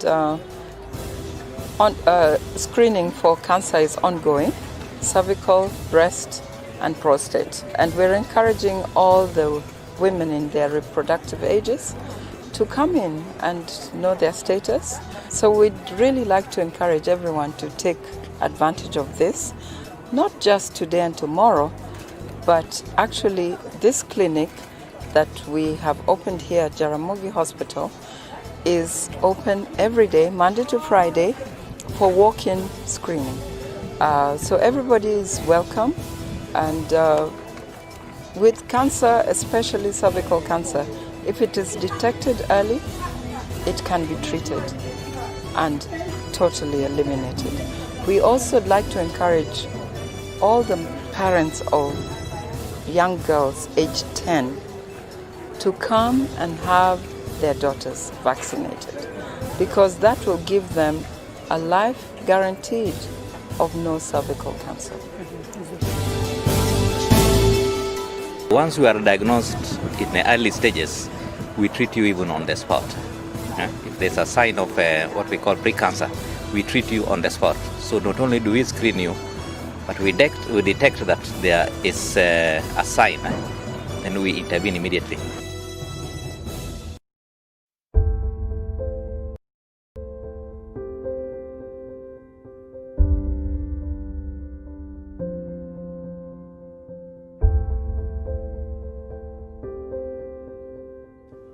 ECD any foundation mar education. Anamora enya ni sirikane kwa loso constitution no mi county government ECD. Nikacha msingi mar education. Omyo today we are very happy to go and open ECD center Mudienya kedwadi ya wabich moko seme sub county today.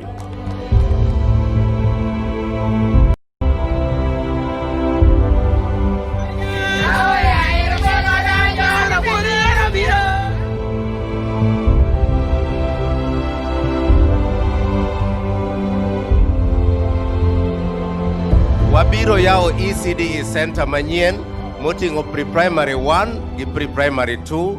Wabiro bende nyisou ni feeding program wadhigo mbele, wachiwo buge e school ka, jopuonj nitie ka. We have established 50 ECD classrooms in the county. Na tutaenda mbele. I found that ECD teachers were treated as casual laborers. You cannot have a teacher who is a casual laborer. Therefore, we put them on contract, trebled their salaries. Mokone as sitting at Mapar, Wakito 23,000, the same sub-county, or Kombewa sub-county administrative office.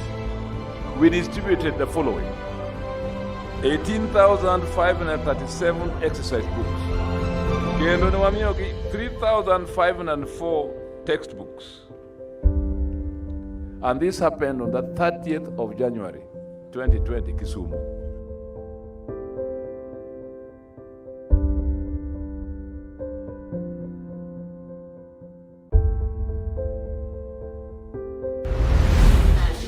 Kang'ato oko pangre, oko wuotho tir.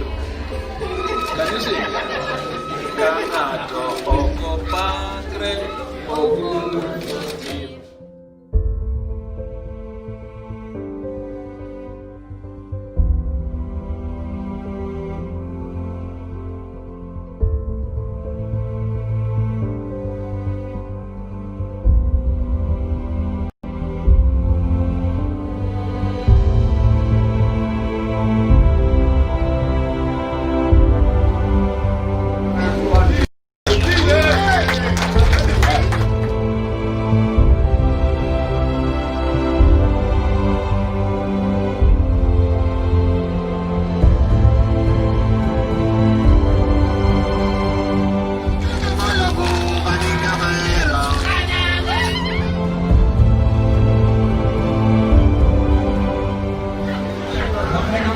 give room for the children.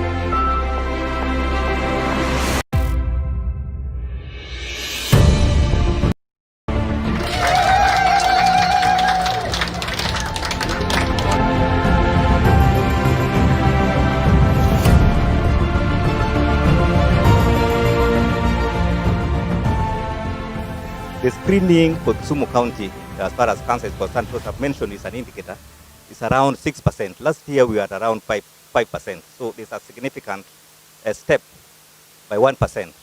As for UTRH, we are, last year we did screening for cervical cancer, 2,000 screening, which we think is still very low. Now, out of that, 4.7% was productive, meaning that 4.7% out of the 100%, which is 2,000, we managed to detect positive for cervical cancer. We are here to launch this special screening clinic. Cancer has reached menace proportions in our country. This to the extent that one would even be excused for thinking that cancer is an epidemic disease. Cancer is the third leading cause of death and second among non-communicable diseases. It is estimated that annually 37,000 Kenyans contract cancer with an annual mortality rate of 28,000. So my speech is really a vote of thanks, as you can see. And I'm really excited today because this also fits in with the governor's overall vision for a comprehensive cancer screening center. And, or rather, for a comprehensive cancer center. And screening is the very first spoke in that wheel. We have come in large numbers because we believe what is happening today, something which is very important to this country. We know cancer is finishing our people, and we as county first ladies, we decided to also lend a voice in the fight against cancer.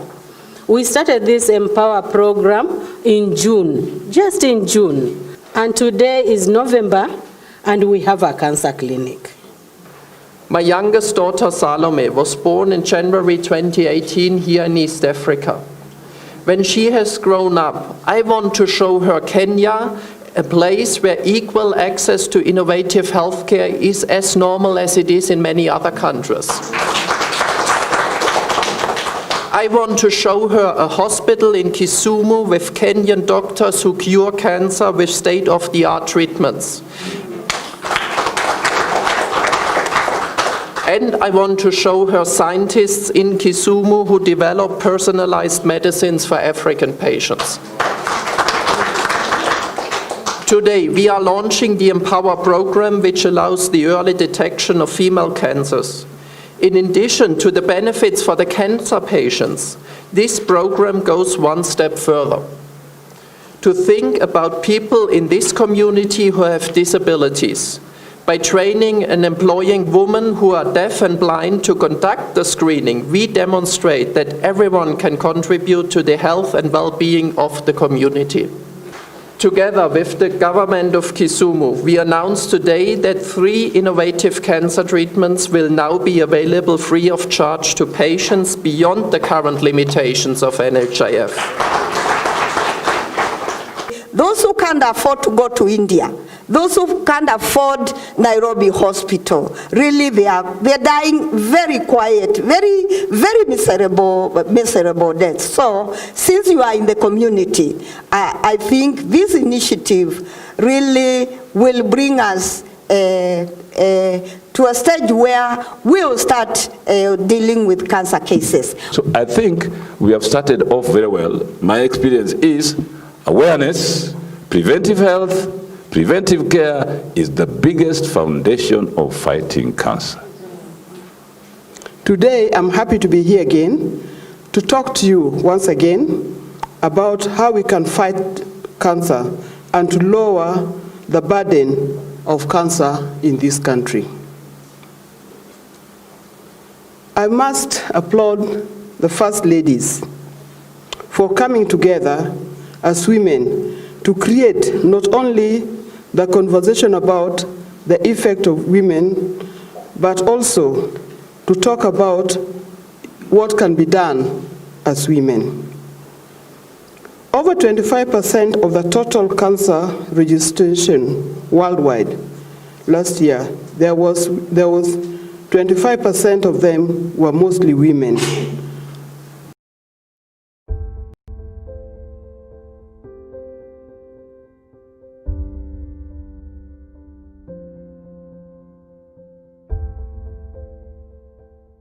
My fellow citizens, we are experiencing an extremely unusual situation in Kisumu, where apart from dealing with the coronavirus, we have had unexpected floods along the Nyando Basin. We had a terrible emergency situation I haven't seen since 1962.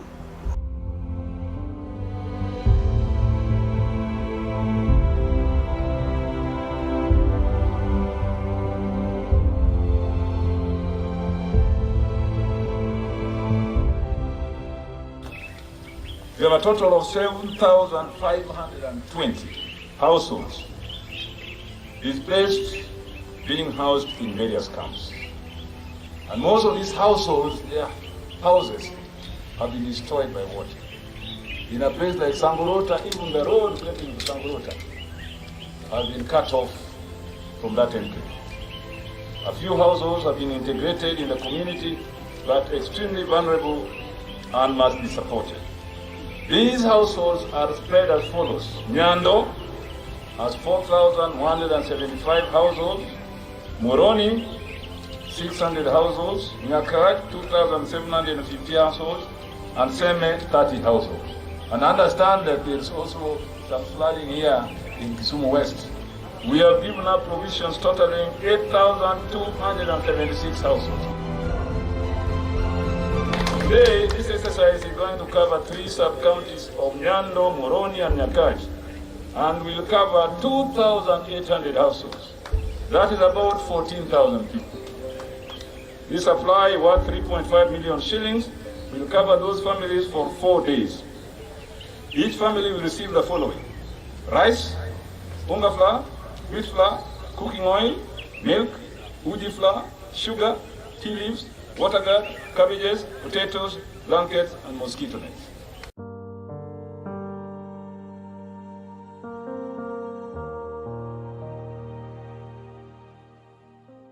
Wan jok mane pi odaro e gweng' mar Kabala, kendo en gima nopuoyo wa to nok wang'e ne nyalo timore kaka notimore no, but noriembo ji te chula mar Kabala. Koro udi nolwar morumo, ji be nodar, koro kaka ji tim, jo achiel ariyo adek, ng'ama ne nyalo ng'iyo kamoro konyore, jomoko nodhi e sikul, jomoko bo dhi opango kanisni, jomoko bo opango lendni. Koro nwakwayo sirikal ni mondo okonywa, nikech wan matek, suna be ne kayowa, gimoro wanyalo chamo be onge nikech koro kuondege mane watiye tich nochung'. Koro waduoko erokamano kaka kawuono en tarik 28 wayudo ka sirikal okelo gimoro ni mondo wakonyrego, gimiyowa baranget, gimiyowa chiemo, gimiyowa jaket mar aila mar wakoni. Abedo gi mor ahinya ni sirikal. Ago erokamano ne gavana odiochieng' ma kawuono ma wayudo achiel ariyo adek nyaka nwabi e skul ka wasebedo kod thagruok Mae nyaka wadwok ne Profesa Nyong'o gi timne erokamano. Omede timo kama, kendo jopiny omor kawuono konwang'o gik ma gidhi konyorego.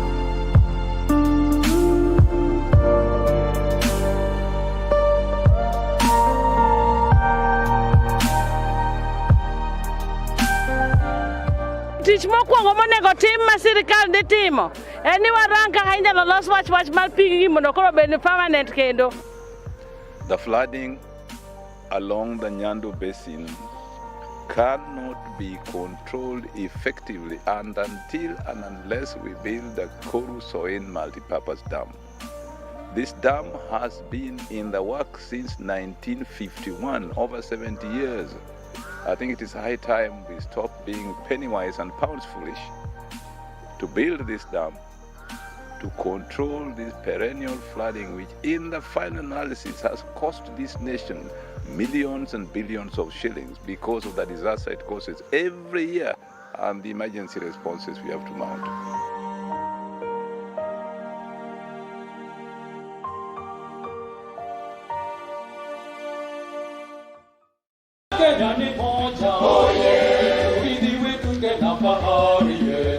I want to assure you that the request that the minister has made to grow this fund is in line with our policy of supporting small and medium enterprises as the key elements in a growing economy. You know that we have embarked on expanding and modernizing what we call the Kisumu Innovation and Incubation Center next to the social hall, and that this is meant for those small and medium enterprises who are venturing into new areas of trade to try their hand at something they're not quite sure will enter the market, and by putting it there, you will benefit from the economies of scale in the Innovation and Incubation Center to reduce your cost of production. The other thing we are doing is to leap from trading on the streets to having proper premises for small and medium enterprises or traders on the streets. By establishing a commercial center for small traders somewhere in this city, we are in negotiations with Kenya Railways to give us land which belongs to them but they have not been using, so that we can establish a small and medium enterprises center, commercial center. That center will be complete with other services like banking, social services, restaurants, and so on. This makes it possible for traders not to risk going on the street with their money to walk to the bank. The first thing that we have to do to make it possible for you to have access to market is make information available to small and medium enterprises. Kisumu last year was rated as the best county with opening business and opportunities to do business. That's not good enough. We can be a county where opening a business is very easy, but once you open a business, you can't expand easily because you don't know much about the market. We do realize that this is the duty of every government. That is why we have a Ministry of Trade and Business here. That's why we have an information facility in our county, and we would like you to make full use of these facilities. But this will not make much sense to you unless you have access to capital. What the Department of Trade has established is to have a revolving fund for you. The word revolving means it goes round. When you borrow, you pay, other people borrow and pay, then the fund grows. But if the payback rate is low, then the fund cannot grow. It is for you to inform the Ministry of Trade the difficulty you may have in paying back the loans. If you explain why you have problems not paying back the loan in time and as needed, then it's possible for government to find ways and means of getting rid of those bottlenecks that put requests in your attempt to expand your business. And as we established as commercial center for small traders, Let us make use of these markets that have been there for a long time so that we can trade in them. The infrastructure necessary for accessing these markets will obviously be made available. And I mentioned Kibuye, Otonglo, and Jubilee. Under the Kisumu Urban Project, the time has come now for these to be the last projects we are doing under Kisumu Urban Project, on modernizing them and really making them user-friendly for traders. They will be expanded, they will have proper facilities, and more people will be able to find stalls there or space there to trade. The Department of Business, Cooperative and Marketing is ensuring that the target groups are accessing affordable credit, creating jobs for themselves and others, and participate in the economic development of our nation, thereby contributing to the attainment of the Sustainable Development Goals. Since the inception in 2017, County Trade Fund has cumulatively disbursed Kenya shillings 20.1 million to traders across the country. Now 2019, we have 8 million and 8.7 million. Okay. Teresa Koth, you are getting a check for 150,000 shillings to facilitate your business. Ongera. Paul Okia Odera, Paulo, 100,000 shillings. Thank you very much.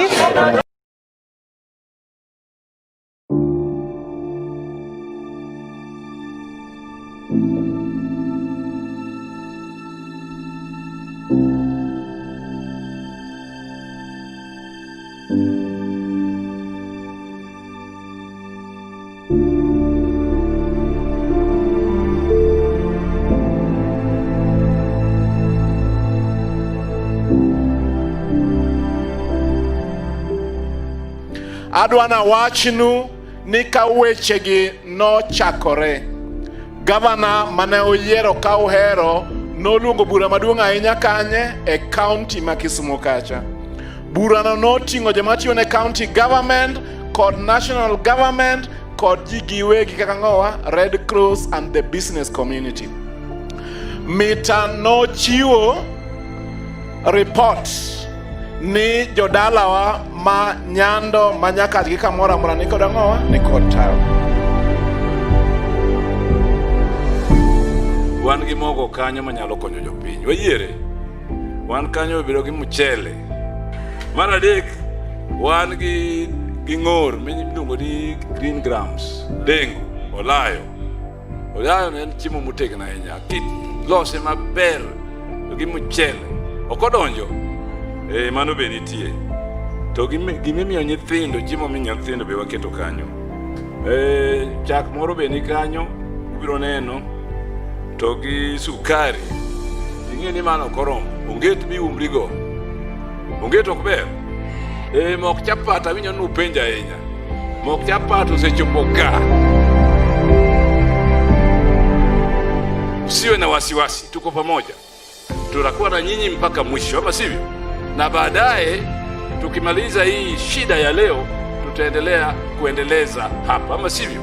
Tutaendelea kuhakikisha ya kwamba all these river nyando muneno thaguri wasenyiso sirikal kendo nitie mpango malich ahinya mar timo gimoro ni Koru Soin multipurpose dam malo but Kalang'o kucho, mondo ka pi oa Kanandi to donje dam to koro biro ka en gimoro manyalo bedo organized maber oken. To ng'ama ng'okni bende wasechake gi Kisumu kucha kwaloso port. Wan gi jo-China moko matimo gimoro dredging of the port. Ka port osebedo dredged piny kucha kuma lowo ng'enye cha, to koro pi biro a koni kadi kocha mondo kutombo.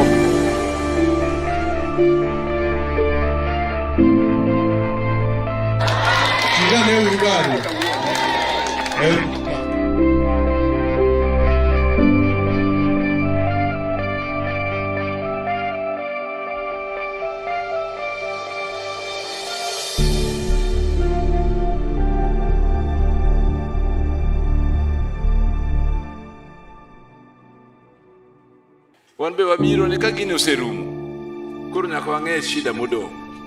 Udi adi mokethre, kaka ji dok dak, mano bende koro tijwa, ok kamano? Tagwa gero kamano kabisa ni jowa mok jo sirikal to jitolea muhanga mondo gikonywa. ni gimokoro wabiro timo tukiangalia mbele. Wabiro neno ni wagero evacuation centers motegno maber. Makata kaponi jobedo evacuated to nyithindo duogo e school to kuthago. Okamano. Kinde makoth onge gima ji ok chagre to wanyalo tiyo kodgi kama ji some elimu ya Gumbaru. Okamano. A multi-purpose center manyalo konyowa.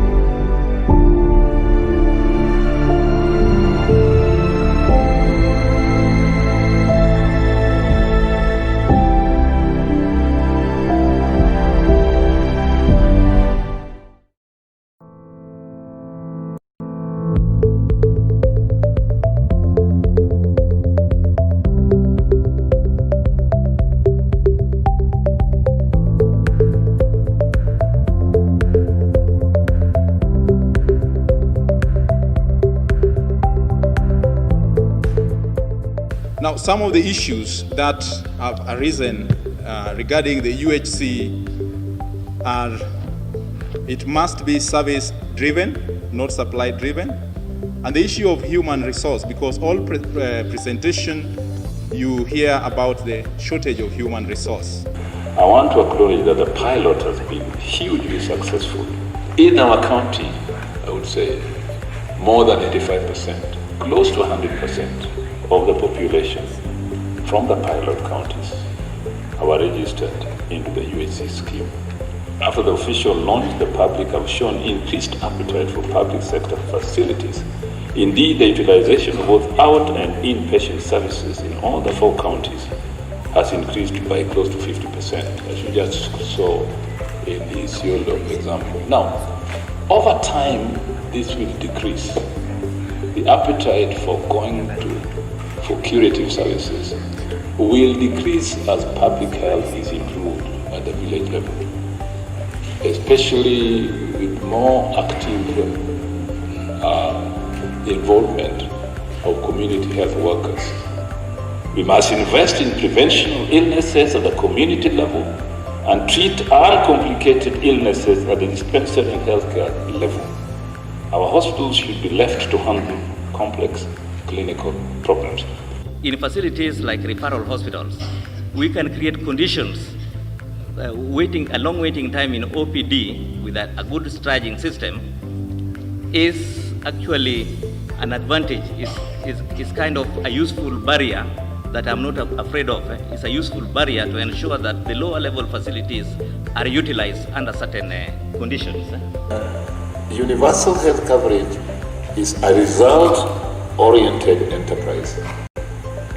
It's oriented towards improving healthcare for the people, having easy access, making sure that where there is no satisfaction at a certain level, you can move it to another level. It is constantly result-oriented.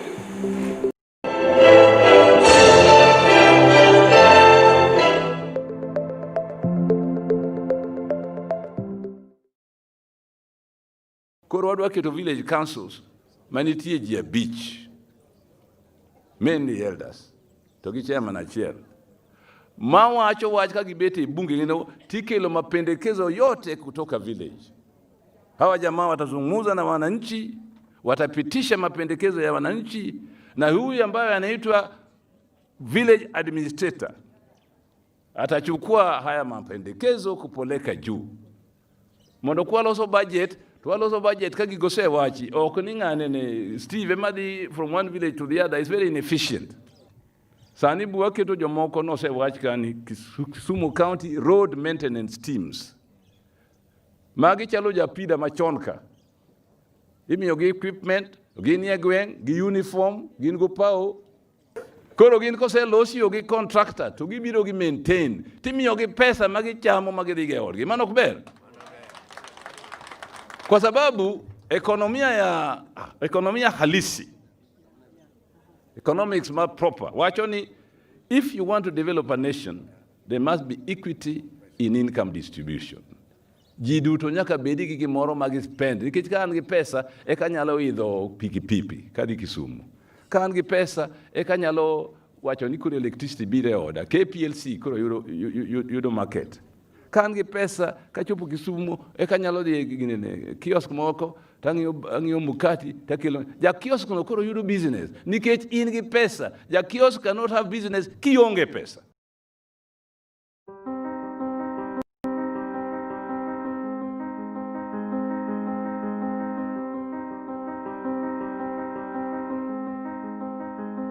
Healthcare provision has been a challenge for the region, with response to emergencies leading.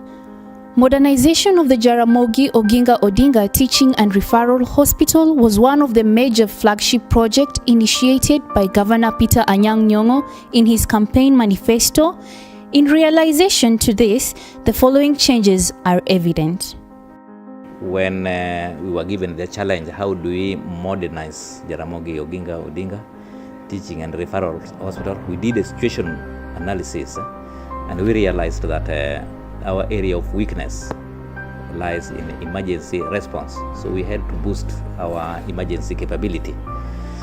And therefore, under that, we decided that for us to do it well, we need to reduce the time to respond to emergencies. And therefore, the project that we are undertaking is to build doctors' cold room suites, which means that you don't have to get doctors from Nyahera, and then you come back, you get anesthetists, you come back, you get the next person. So not only are you reducing the response, but you're also saving money.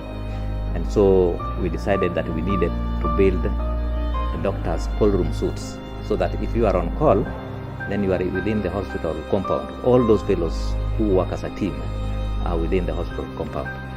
Under construction are the doctor's suite, funeral parlor, parking area, and an intensive facelift at the casualty to help with emergency cases.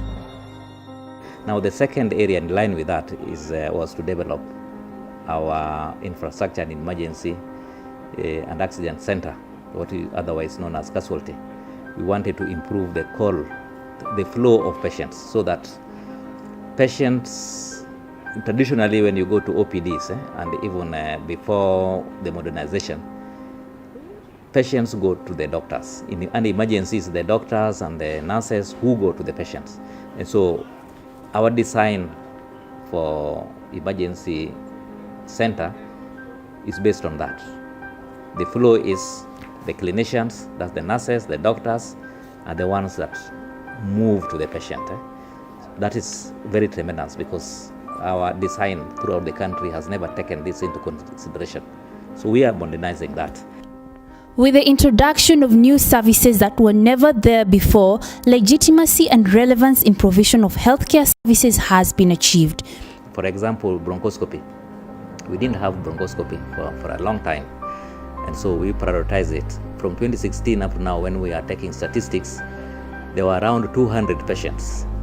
200 patients that we were referring outside to remove either coins from their lungs and all that. And patients would perish along the way, or when they reach there, it's pretty late. That one we zeroed in. New equipment such as laparoscopy, chromoscopy, endoscopy. To add on to this, we have a new CT scan with 64 slides, a fully equipped MRI unit with an MRI machine, and an oncology center with a chemo shield. One of the machines that we have received latest is the endoscopy machine that is behind me, and it is also helping us because clients were being seen, or patients were being seen at Aga Khan, that is very costly, or ECMO specialist. This is our CT scan room. We have a new CT scan machine, a 64 slide machine, which we usually use for diagnostics. A CT scan machine it's a scanner. It scans different parts of the body. It's a diagnostic machine. Usually, after the images are acquired, they are interpreted by the radiologist, and a report is given to the doctors who now treat the patients. We also looked at a modernization in terms of, filling the gap for and therefore introducing new services that we were referring to either Moi or Kenyatta. And these services are endoscopy, laparoscopy, and the colonoscopy, which is also part of actually endoscopic procedure. Now, these services were never available. The reason why we thought that we needed to introduce them is because the demand was so huge, and there was a lot of capital flight from Kisumu County and the area. And part of our responsibility is to reduce societal cost in health. And so when we have them, then of course we are making people also to receive the services that they are demanding highly. But again, the other reason that we are doing it, as a big institution, we are also competing for resources from sources, and therefore it's part of our legitimacy and relevance. So not only were we doing these new services to meet the demand, but also to be relevant in the world of healthcare. It's very, very important for us. The same legitimacy and relevance made us also to put the parking. We have to have a good parking area, and that is very important for the patient, but also very important for people who are seeking services in our institution. You can't have dust all over you, and the hospitals are known to be places where we have diseases. So if there's dust, wind comes in, and then you are breathing the same dust that contains TB and all that. All this we had to put to a stop. So that informed the reason why we are putting our parking. The use of neuroscience to reduce capital flight from Kisumu County to other counties to cater for the demand and promote medical tourism in the region. When you want to improve your services, then you have to have a model. So we had to choose an area of medicine that would impact also in other areas as we go along. So we chose neuroscience mainly because one, we had a strong international collaboration that would help us realize a dream. And so we chose neuroscience as a center of excellence. And this is we are doing. We are known now for neuroscience because we carry massive neuroscience activities, at least in routine, but mostly 4 times in a year. And so neuroscience would help this region.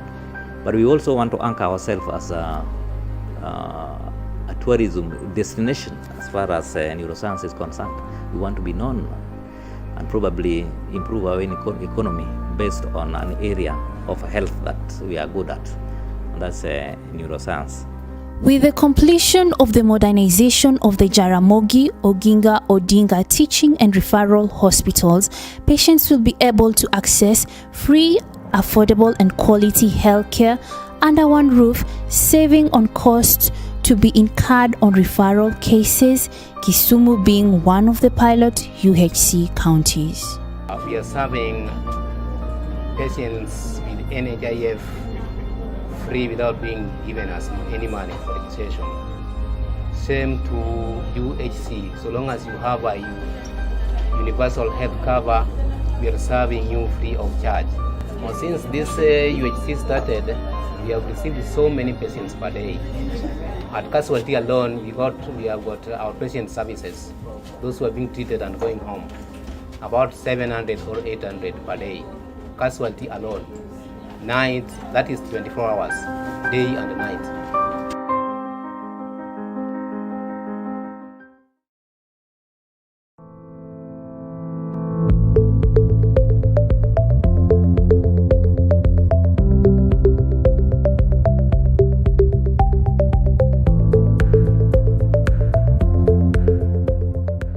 As we face climate change issues and devastating effects of weather patterns, we will be able to serve communities where drought will hit.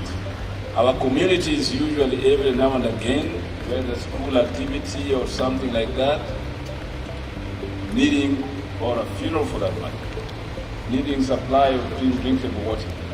Whereas this Bowser is not there for private use. We can make decisions where necessary so as to avoid the possibility of cholera, that water can be supplied at a cost to those who need at certain times. But let it be known that our aim is to supply clean drinkable water through piped water and boreholes within a fair period of time according to your program of action in the Ministry of Water an environment to ensure that we have sufficient supply.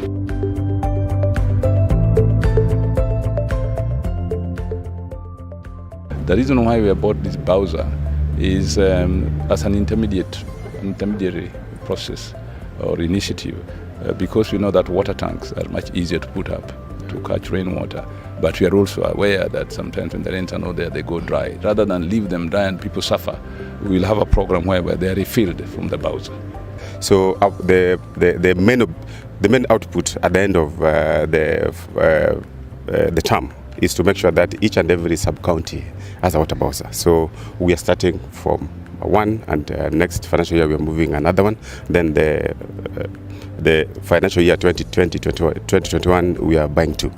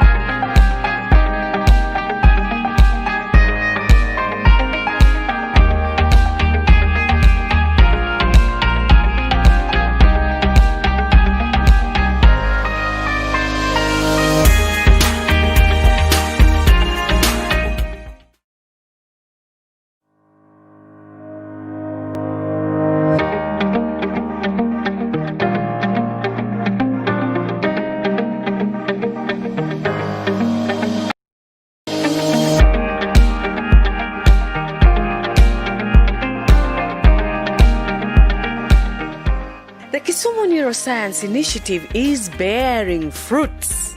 And the evidence? The Jaramogi Oginga Odinga teaching and referral theatre spaces are now a beehive of activities.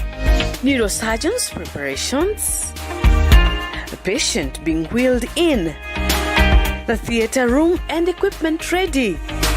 3-hour surgery commences. This is the 5th procedure being carried out during the first of a 10 days medical camp here in Kisumu. This initiative was started by Governor Nyong'o and Dr. Victor Awor, a neurosurgeon based in Ohio. This makes 4 the number of camps held since the inception of the initiative, giving relief to beneficiaries drawn from different parts of the county and other parts in Africa. 15-year-old Letitia Germani from Eritrea is one of the 84 beneficiaries screened and booked for operation here at JOTRH, with the hope that parts of her dysfunctional body will still be salvaged. Letitia has been through difficult years of her life. Not just 1, 2, or 3, but 4 years of unbearable growth attached to her spine. We came to this from Eritrea. Before 4 years, she was okay. It came at the age of 11. She came to go to school, which means the last 3 years especially, she was staying at home.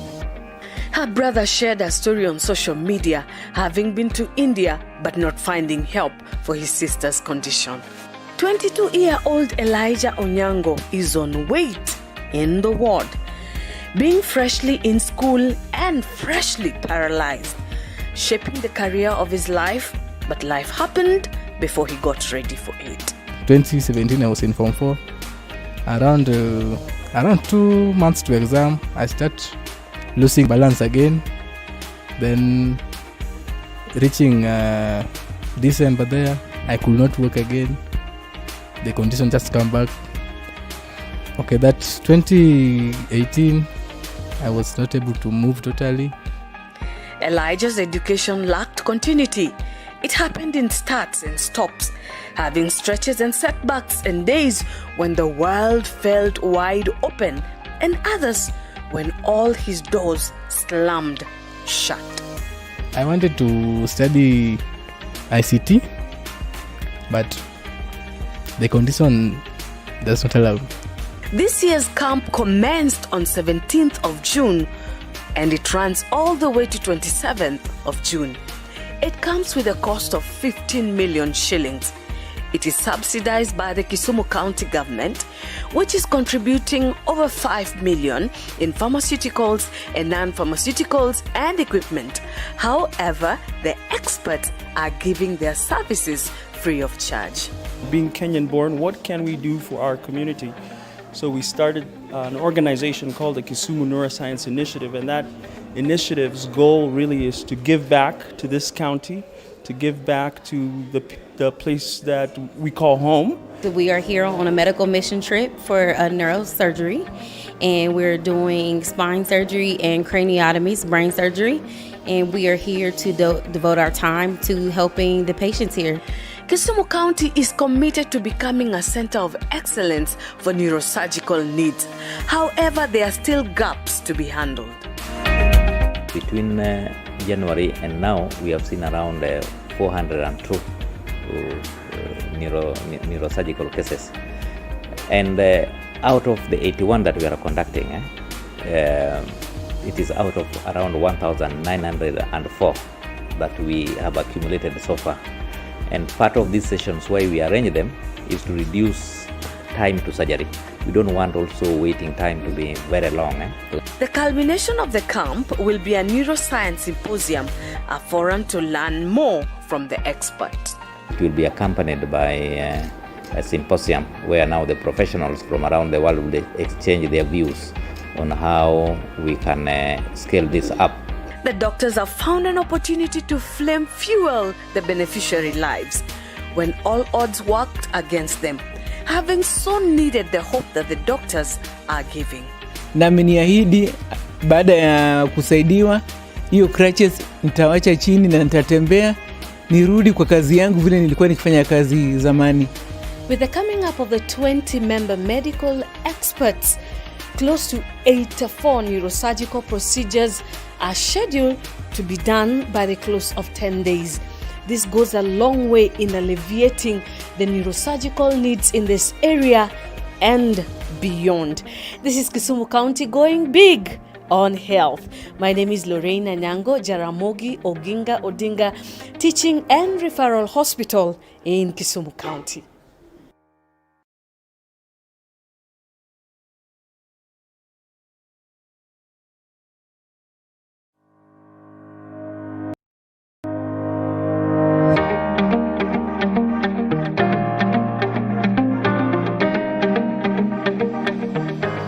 There's a patient at a dispensary level who need to be referred to a health center. Quite often you have means for doing so, like cars and so on, pikis, if the case is not serious.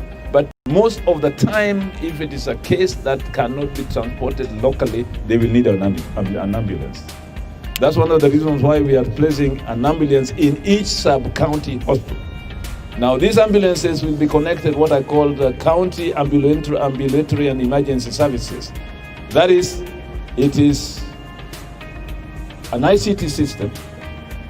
There will be a number that you can call anywhere in Kisumu County if you need ambulance service, and then you will be connected to the nearest ambulance. Today we are launching this one. Gita, we are starting with Gita because I found that Gita is the most needful. Kajulu may be very near Kisumu city, but by the way, Kajulu have found out is under-serviced in many areas. 7 others are coming, which will be going to be sent to other sub-counties, with the next one going to Jaramogi Oginga Odinga Teaching and Referral Hospital.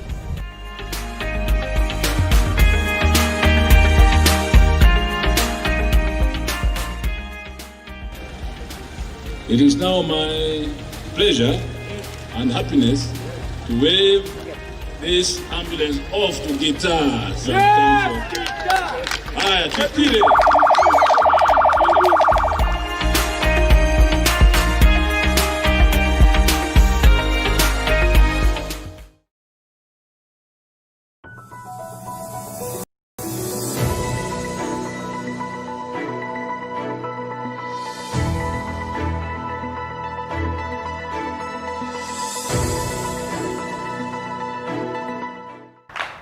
There are many barriers to education.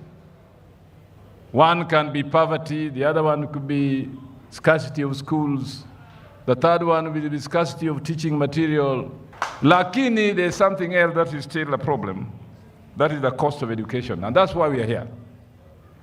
I decided as a governor that we must make learning in ECDs very accommodative and comfortable to children. First, by having teachers who are competent, who are confident, and who know that they get proper remuneration for their labor. You know, my fellow teachers, that to improve your self-esteem, your skills, and your commitment to your work, we decided to make you have a contract with us, because you can't teach without a contract. I'm a civil. We had 700 ECD teachers across the county. And we doubled their salaries from 10,000 shillings to 23,000 shillings. I'm a civil.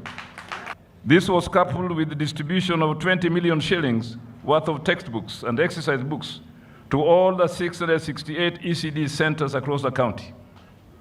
So that was our first initiative. Now this is the second. And we are going to do this for all sub-counties. Today we only have 3 sub-counties. We also provided meals to our ECD schools costing about 14 million shillings, not forgetting the infrastructural development of ECD centers across the sub-counties that are at different stages. Our scholarship program continues to grow. In this financial year, 2019-2020, we went ahead to double the budgetary allocations across the county, amounting to 350,000 shillings per ward, totaling to about 12.2 million shillings. This will help support 350 needy children across the county. We have also doubled bursary allocation, as my minister said, from 2 million shillings per ward in this financial year, totaling to 140 million shillings. 2 million, we doubled from 2 million to 4 million, totaling to 140 million shillings in the whole county. In this particular distribution, we are going to distribute a total of 130,820 exercise books and 204,459 textbooks across the 7 sub-counties. All this we have managed to undertake with shillings 25 million and an increase of 2 million shillings from last year.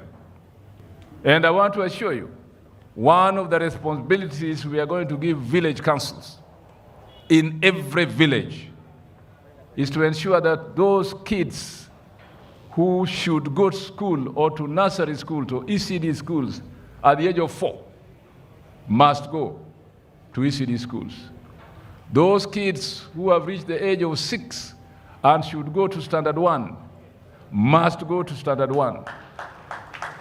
Those kids who have done standard 8 examination and should go to Form 1 must go to Form 1. Let us do all we can to improve and ensure that our kids have a firm foundation for the future development in their education.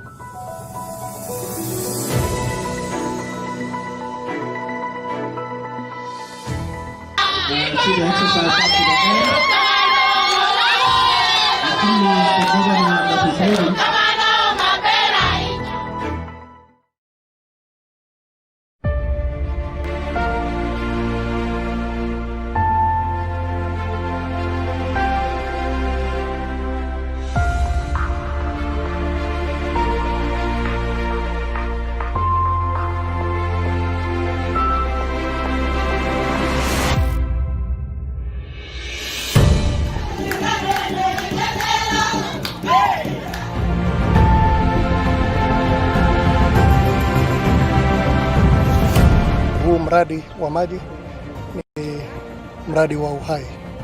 Miongoni mwa sehemu ambao umeweza kufaidika na huu mradi ni hapa prison ya Kisumu prison ambayo inajulikana kama Kodiaga. Tumeweza kuweka pia katika Kibos prison mradi wa maji visima kama 2, na hapa tumeweka 2, moja kule kwa women na nyingine hapa kwa staff. I really want to take this opportunity to thank this group, Aliti Sam and United Sisters of Nairobi, for coming to bless us with such a wonderful project, and to think that they've been doing so many quietly in the county. I'm really touched and impressed, and I really want to pray for you that God will bless you, multiply you, and that you may continue to do this, and that you will receive joy in the process of doing that. That we will also learn from it and reach out to help others. As a county, we are very happy and we appreciate the good work you're doing to complement what we are doing as well. As had been requested by the inmates, we'll be able to, as a county, look at the details of the pump which was done for the inmates and see into it that we can be able to see whether we can do pipeline extension to the blocks they have said. And we are hoping that this will continue to other deserving also institutions as we continue providing water to our people, clean and safe water that is. Kwa hakika leo imekuwa ni furaha kubwa kujumuika na mama yetu, mama wa county, mama namba 1, na tumefurahi. Nadhani katika historia ya Kisumu yeye ndiye amekuwa mama wa kwanza kuvisit Kodiaga. Nashukuru kwa tutafanya kazi pamoja ili tuzidi kuwasaidia ambao wanastahili kusaidia.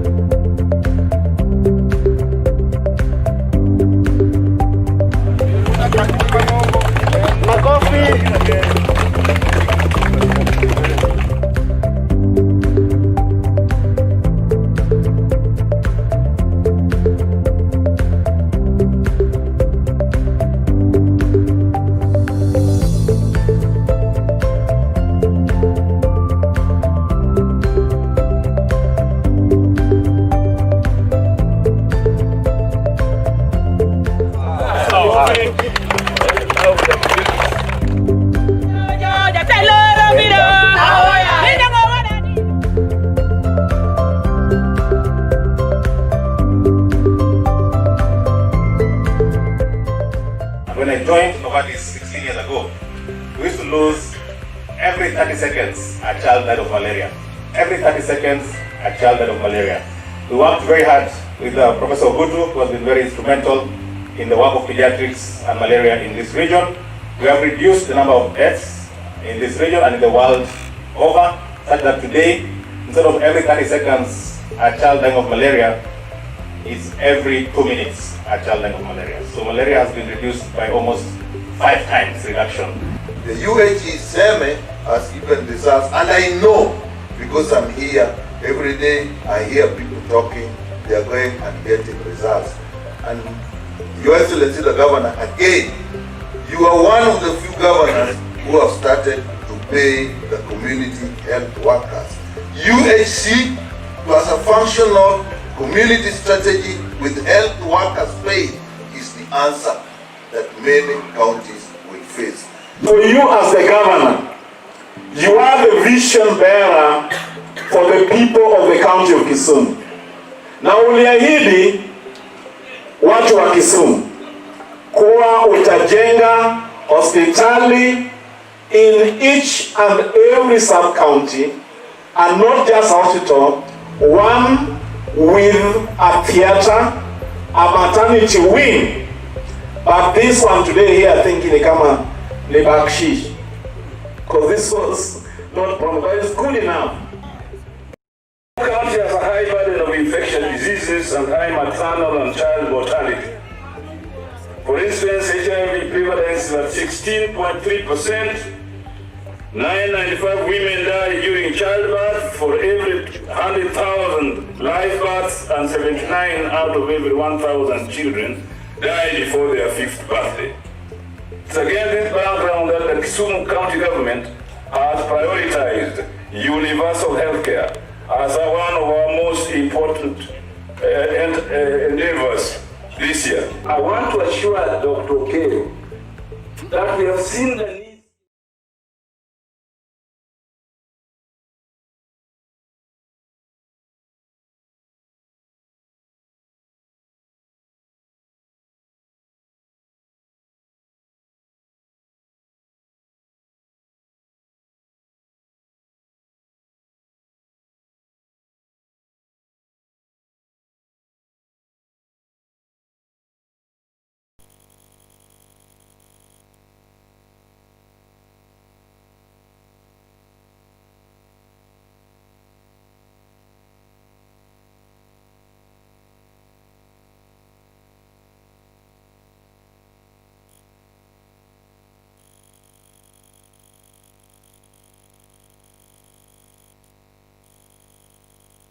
You what has happened in this town, memories of how this Kisumu town has developed. As we sit here now, we refer to Kisumu as a city. And almost everywhere anybody writes, he says, Kisumu City. So I just want to go through that particular part so that we understand how the city comes. When you go to a dictionary called the Cambridge of English Dictionary, that dictionary talks of a large town or any town in the United Kingdom, not even in Kenya, in the United Kingdom, which has a cathedral. The key to being a city is the cathedral.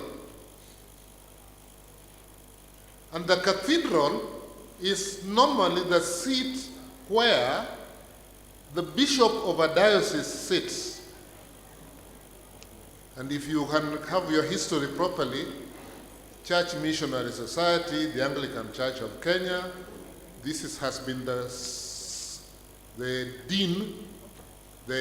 denomination that has been guiding us chaplaincy to our town from those times of colonial times. So they cut a shortcut, and the shortcut was to make the seat of the Diocese of Maseno South be here in Kisumu, near the police station. That is where the cathedral was built, St. Stephen's Cathedral. So by the fact that it was a cathedral at that time, already we had qualified to become a city. We get that one, eh? So, what memories do we have of this town of ours? I want us to just reminisce a bit. This is Kisumu Social Hall. This is the center of music, choir music in Kenya. A professor all the way from Oxford was brought in to adjudicate the set piece.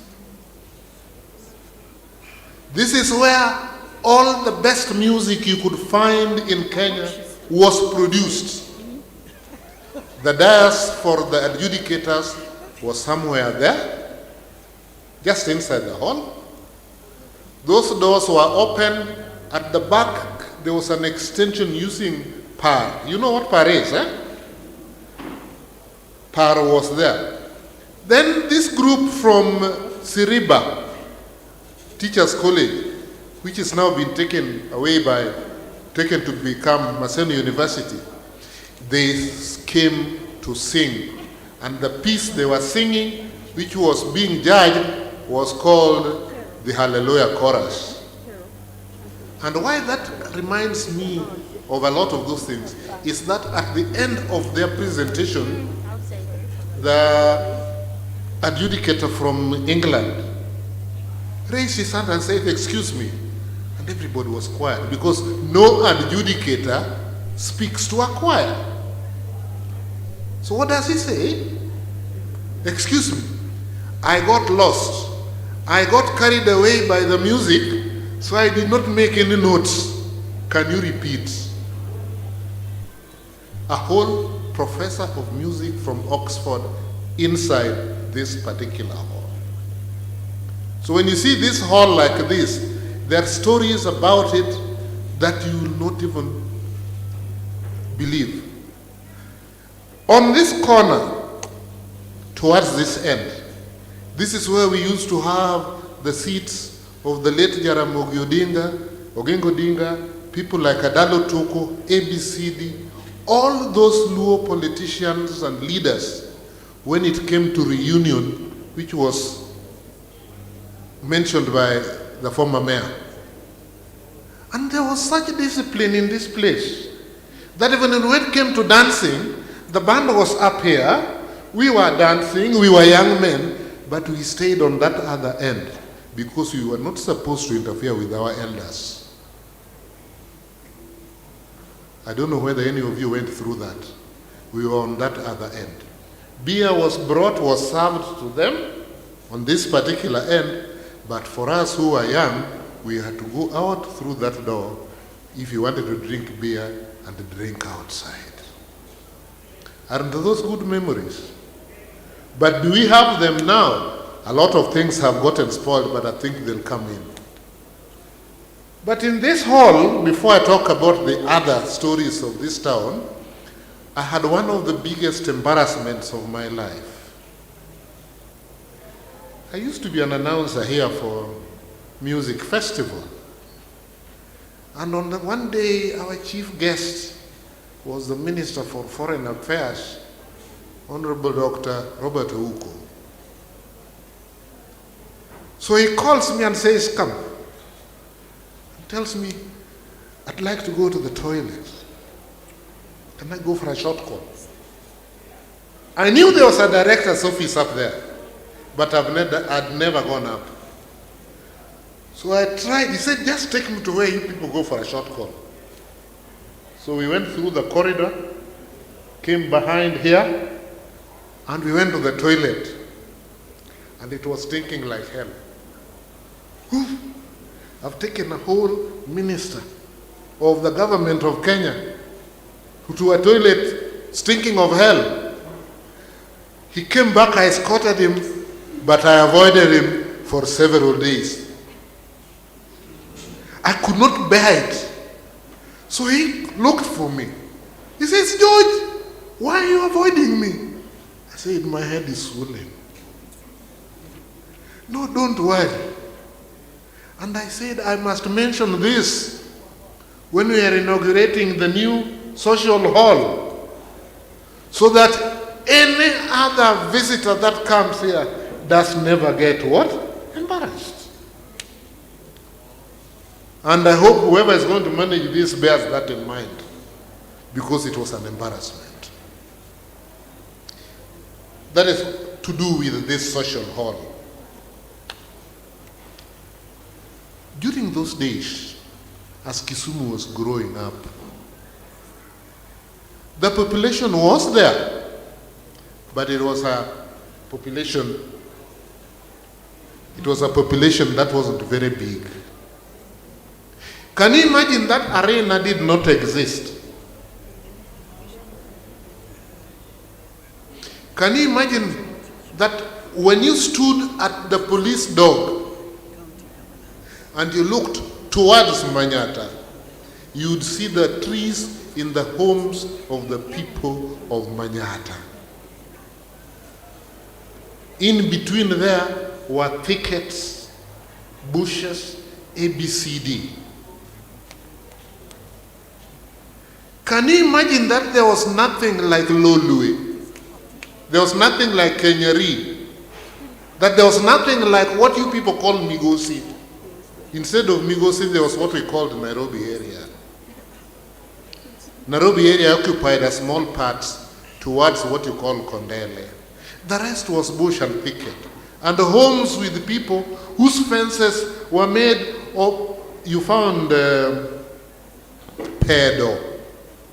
I don't know what pedo is. And then you found Nyabende.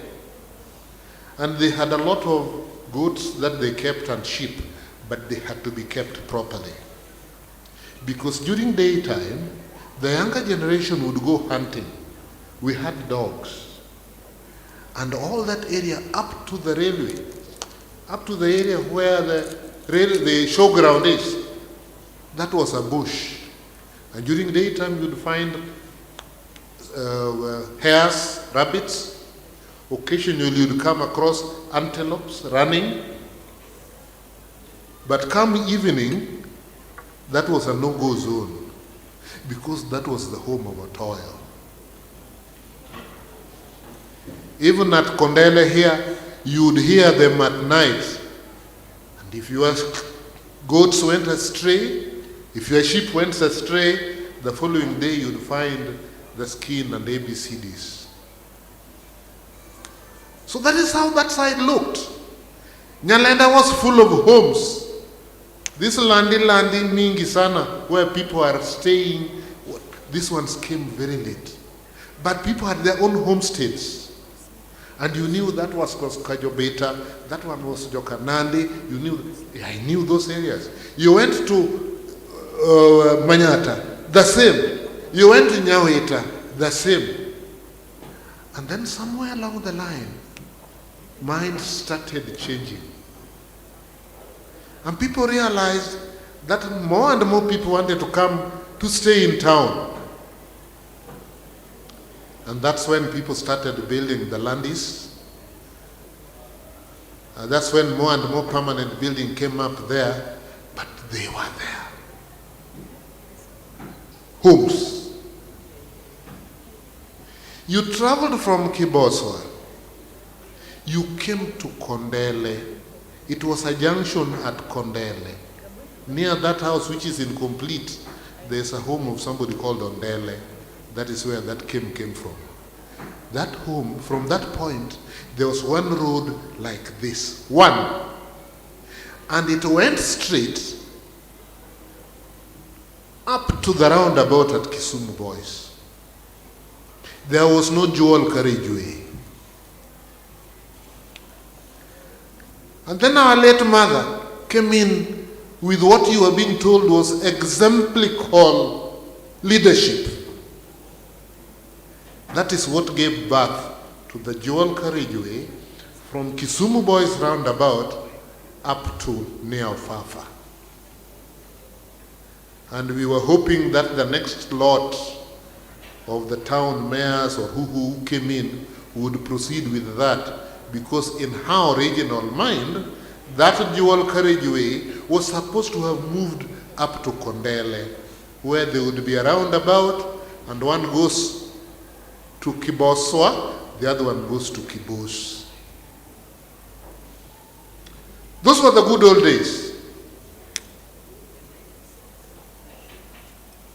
Young men came from the various homes. And this has been a center for games and sports. Kisumu town.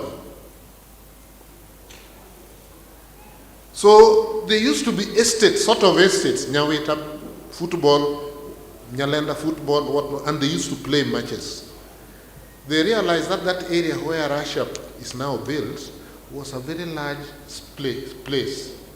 So they collected jembes, they collected pangas, they cut down whatever And it provided an area which was large enough to accommodate a football field. And didn't they play football there? That became their main area of congregation because they were not allowed to go and play at the stadium. That stadium was in existence. So they played, but one day some people came toward that place, didn't tell them anything, and the next day, the next week, a grader came and cleared a whole wide area. And after it had cleared it and leveled it, some people came with choker, with pegs, with ropes or whatever, and then they started marking the place, and we were told, you no longer are allowed to play football here. And within that month, the foundation of Russia Hospital, which we nowadays refer to as Jaramogi, Oginga Odinga Referral and whatnot, hospital, that is how it started. And we saw that people who were hired come dig the holes. There was nothing like these new machines that come and scoop and whatnot. That was hard labor. They dug it, and the building started, and the building completed. And Russia became a hospital. It wasn't called the provincial hospital, they called it Russia Hospital, because it was sponsored by the Russian government. And I'm hoping somebody is hearing me, that for me as an individual, I still wonder when the Russian government will be asked to please give us phase 2 and phase 3. There are a lot of extensions that have been done there, yes, but the original that we have there was only phase 1 of 3 what? 3 phases. So it came up. At the same time, Tomboya, which was not habitable, was also being leveled in and cut, and Tomboya grew up. Down there, the last place was Magharibi petrol station, the one that most of us call Kuega. That was what they called the end of town. But right now, it is not end of town anymore. So what has happened over time? We have seen developments.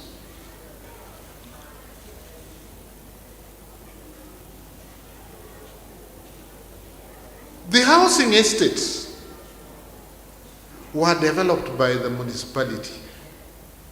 You start with Ondiek is here, Lumumba is there, Makasembo is there, Kodek is there, Reina is there, Mosque is there. All these were developed by the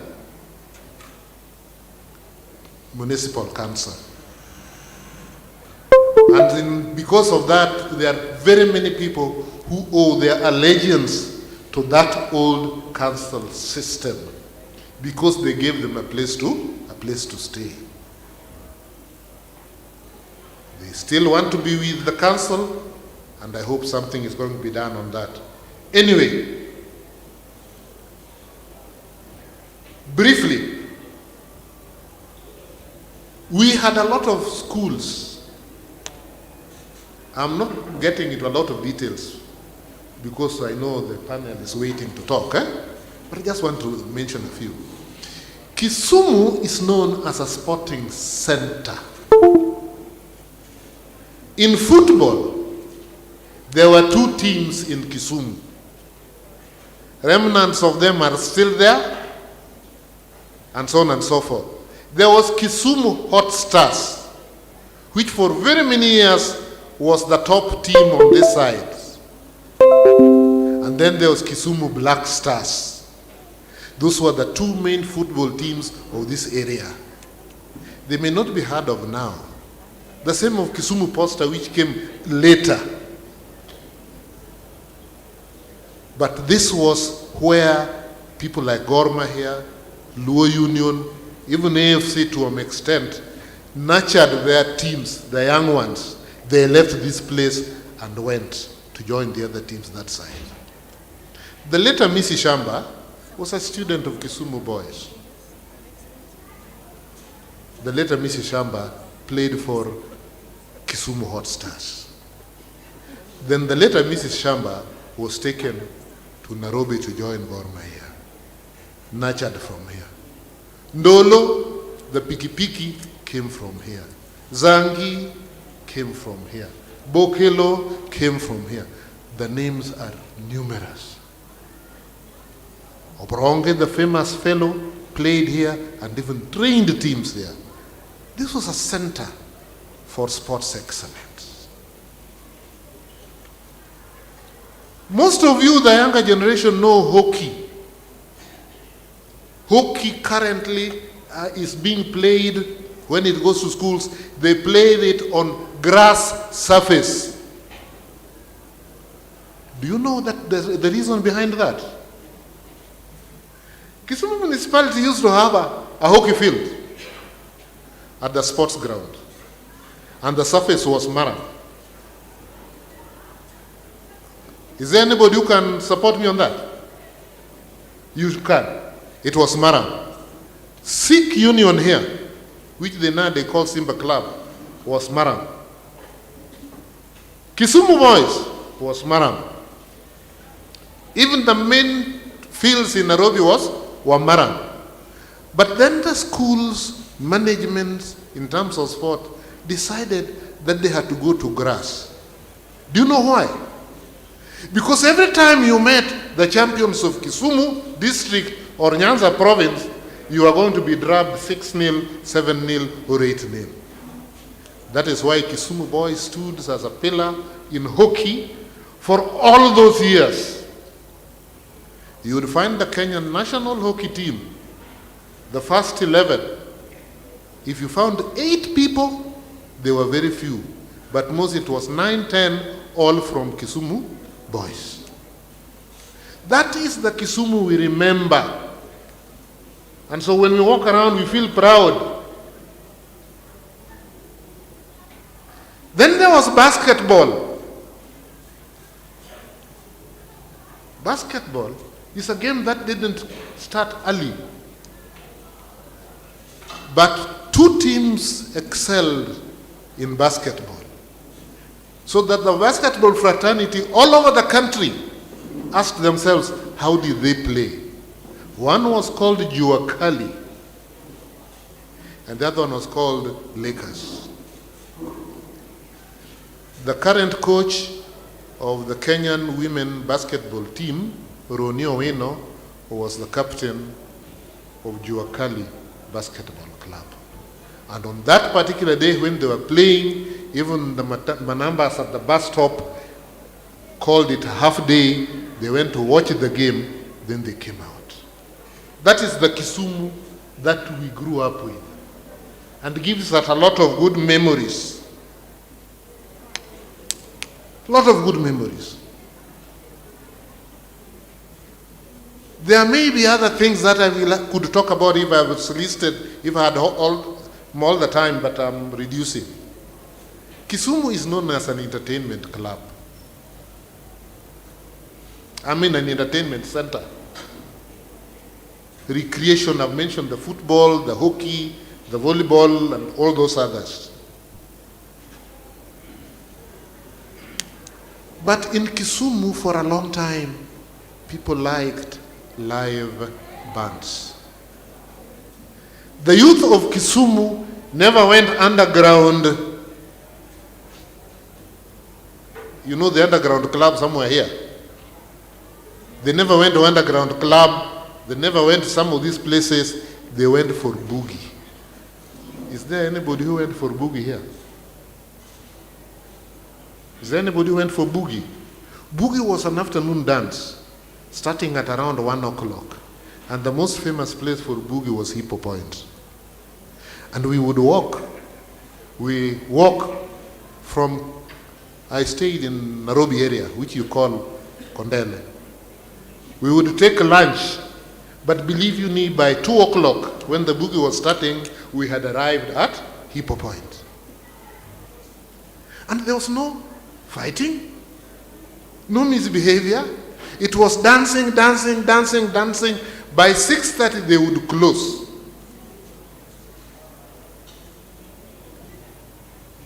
By 7:15, with no means of transport, we had covered all the way from Hippo Point to wherever we were. I was at home in Kondele.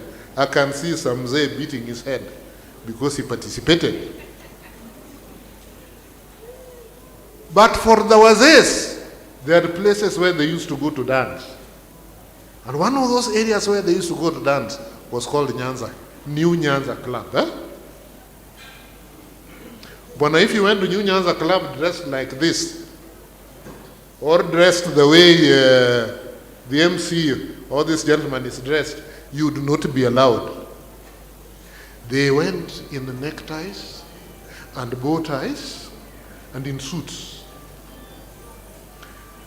And if you went there and you were of a younger generation, they were only to give you a look and off you went.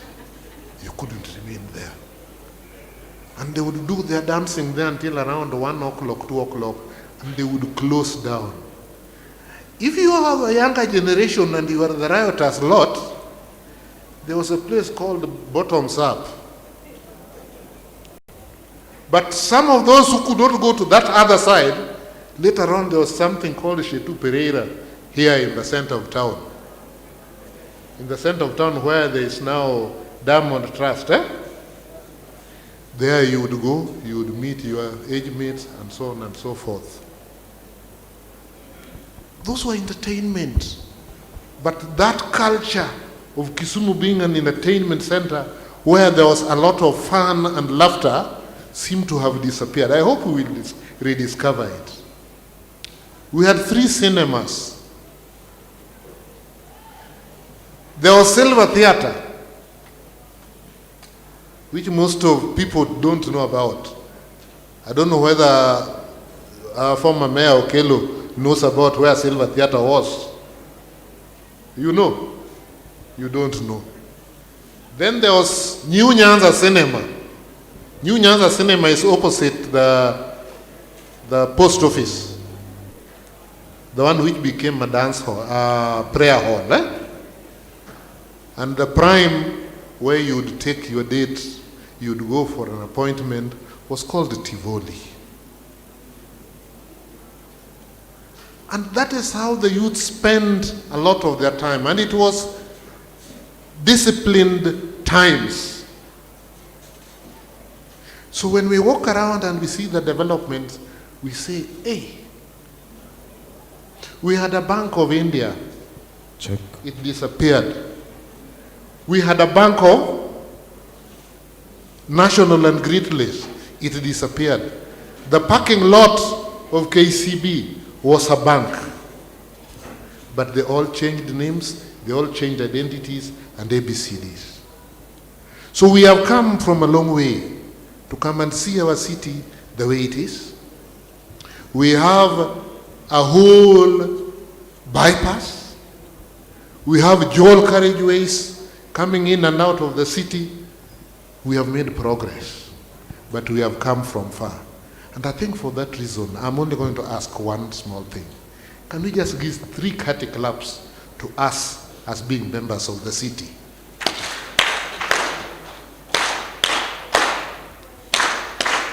Thank you very much.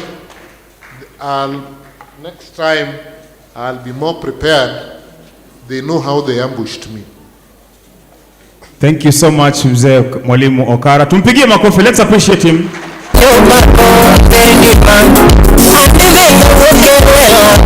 The memory lane. Before we proceed to the second session of the panel discussion with our panelists, I want to introduce on stage Sauti Kuu to do a 3-minute song. Then we proceed with the program. Sauti Kuu.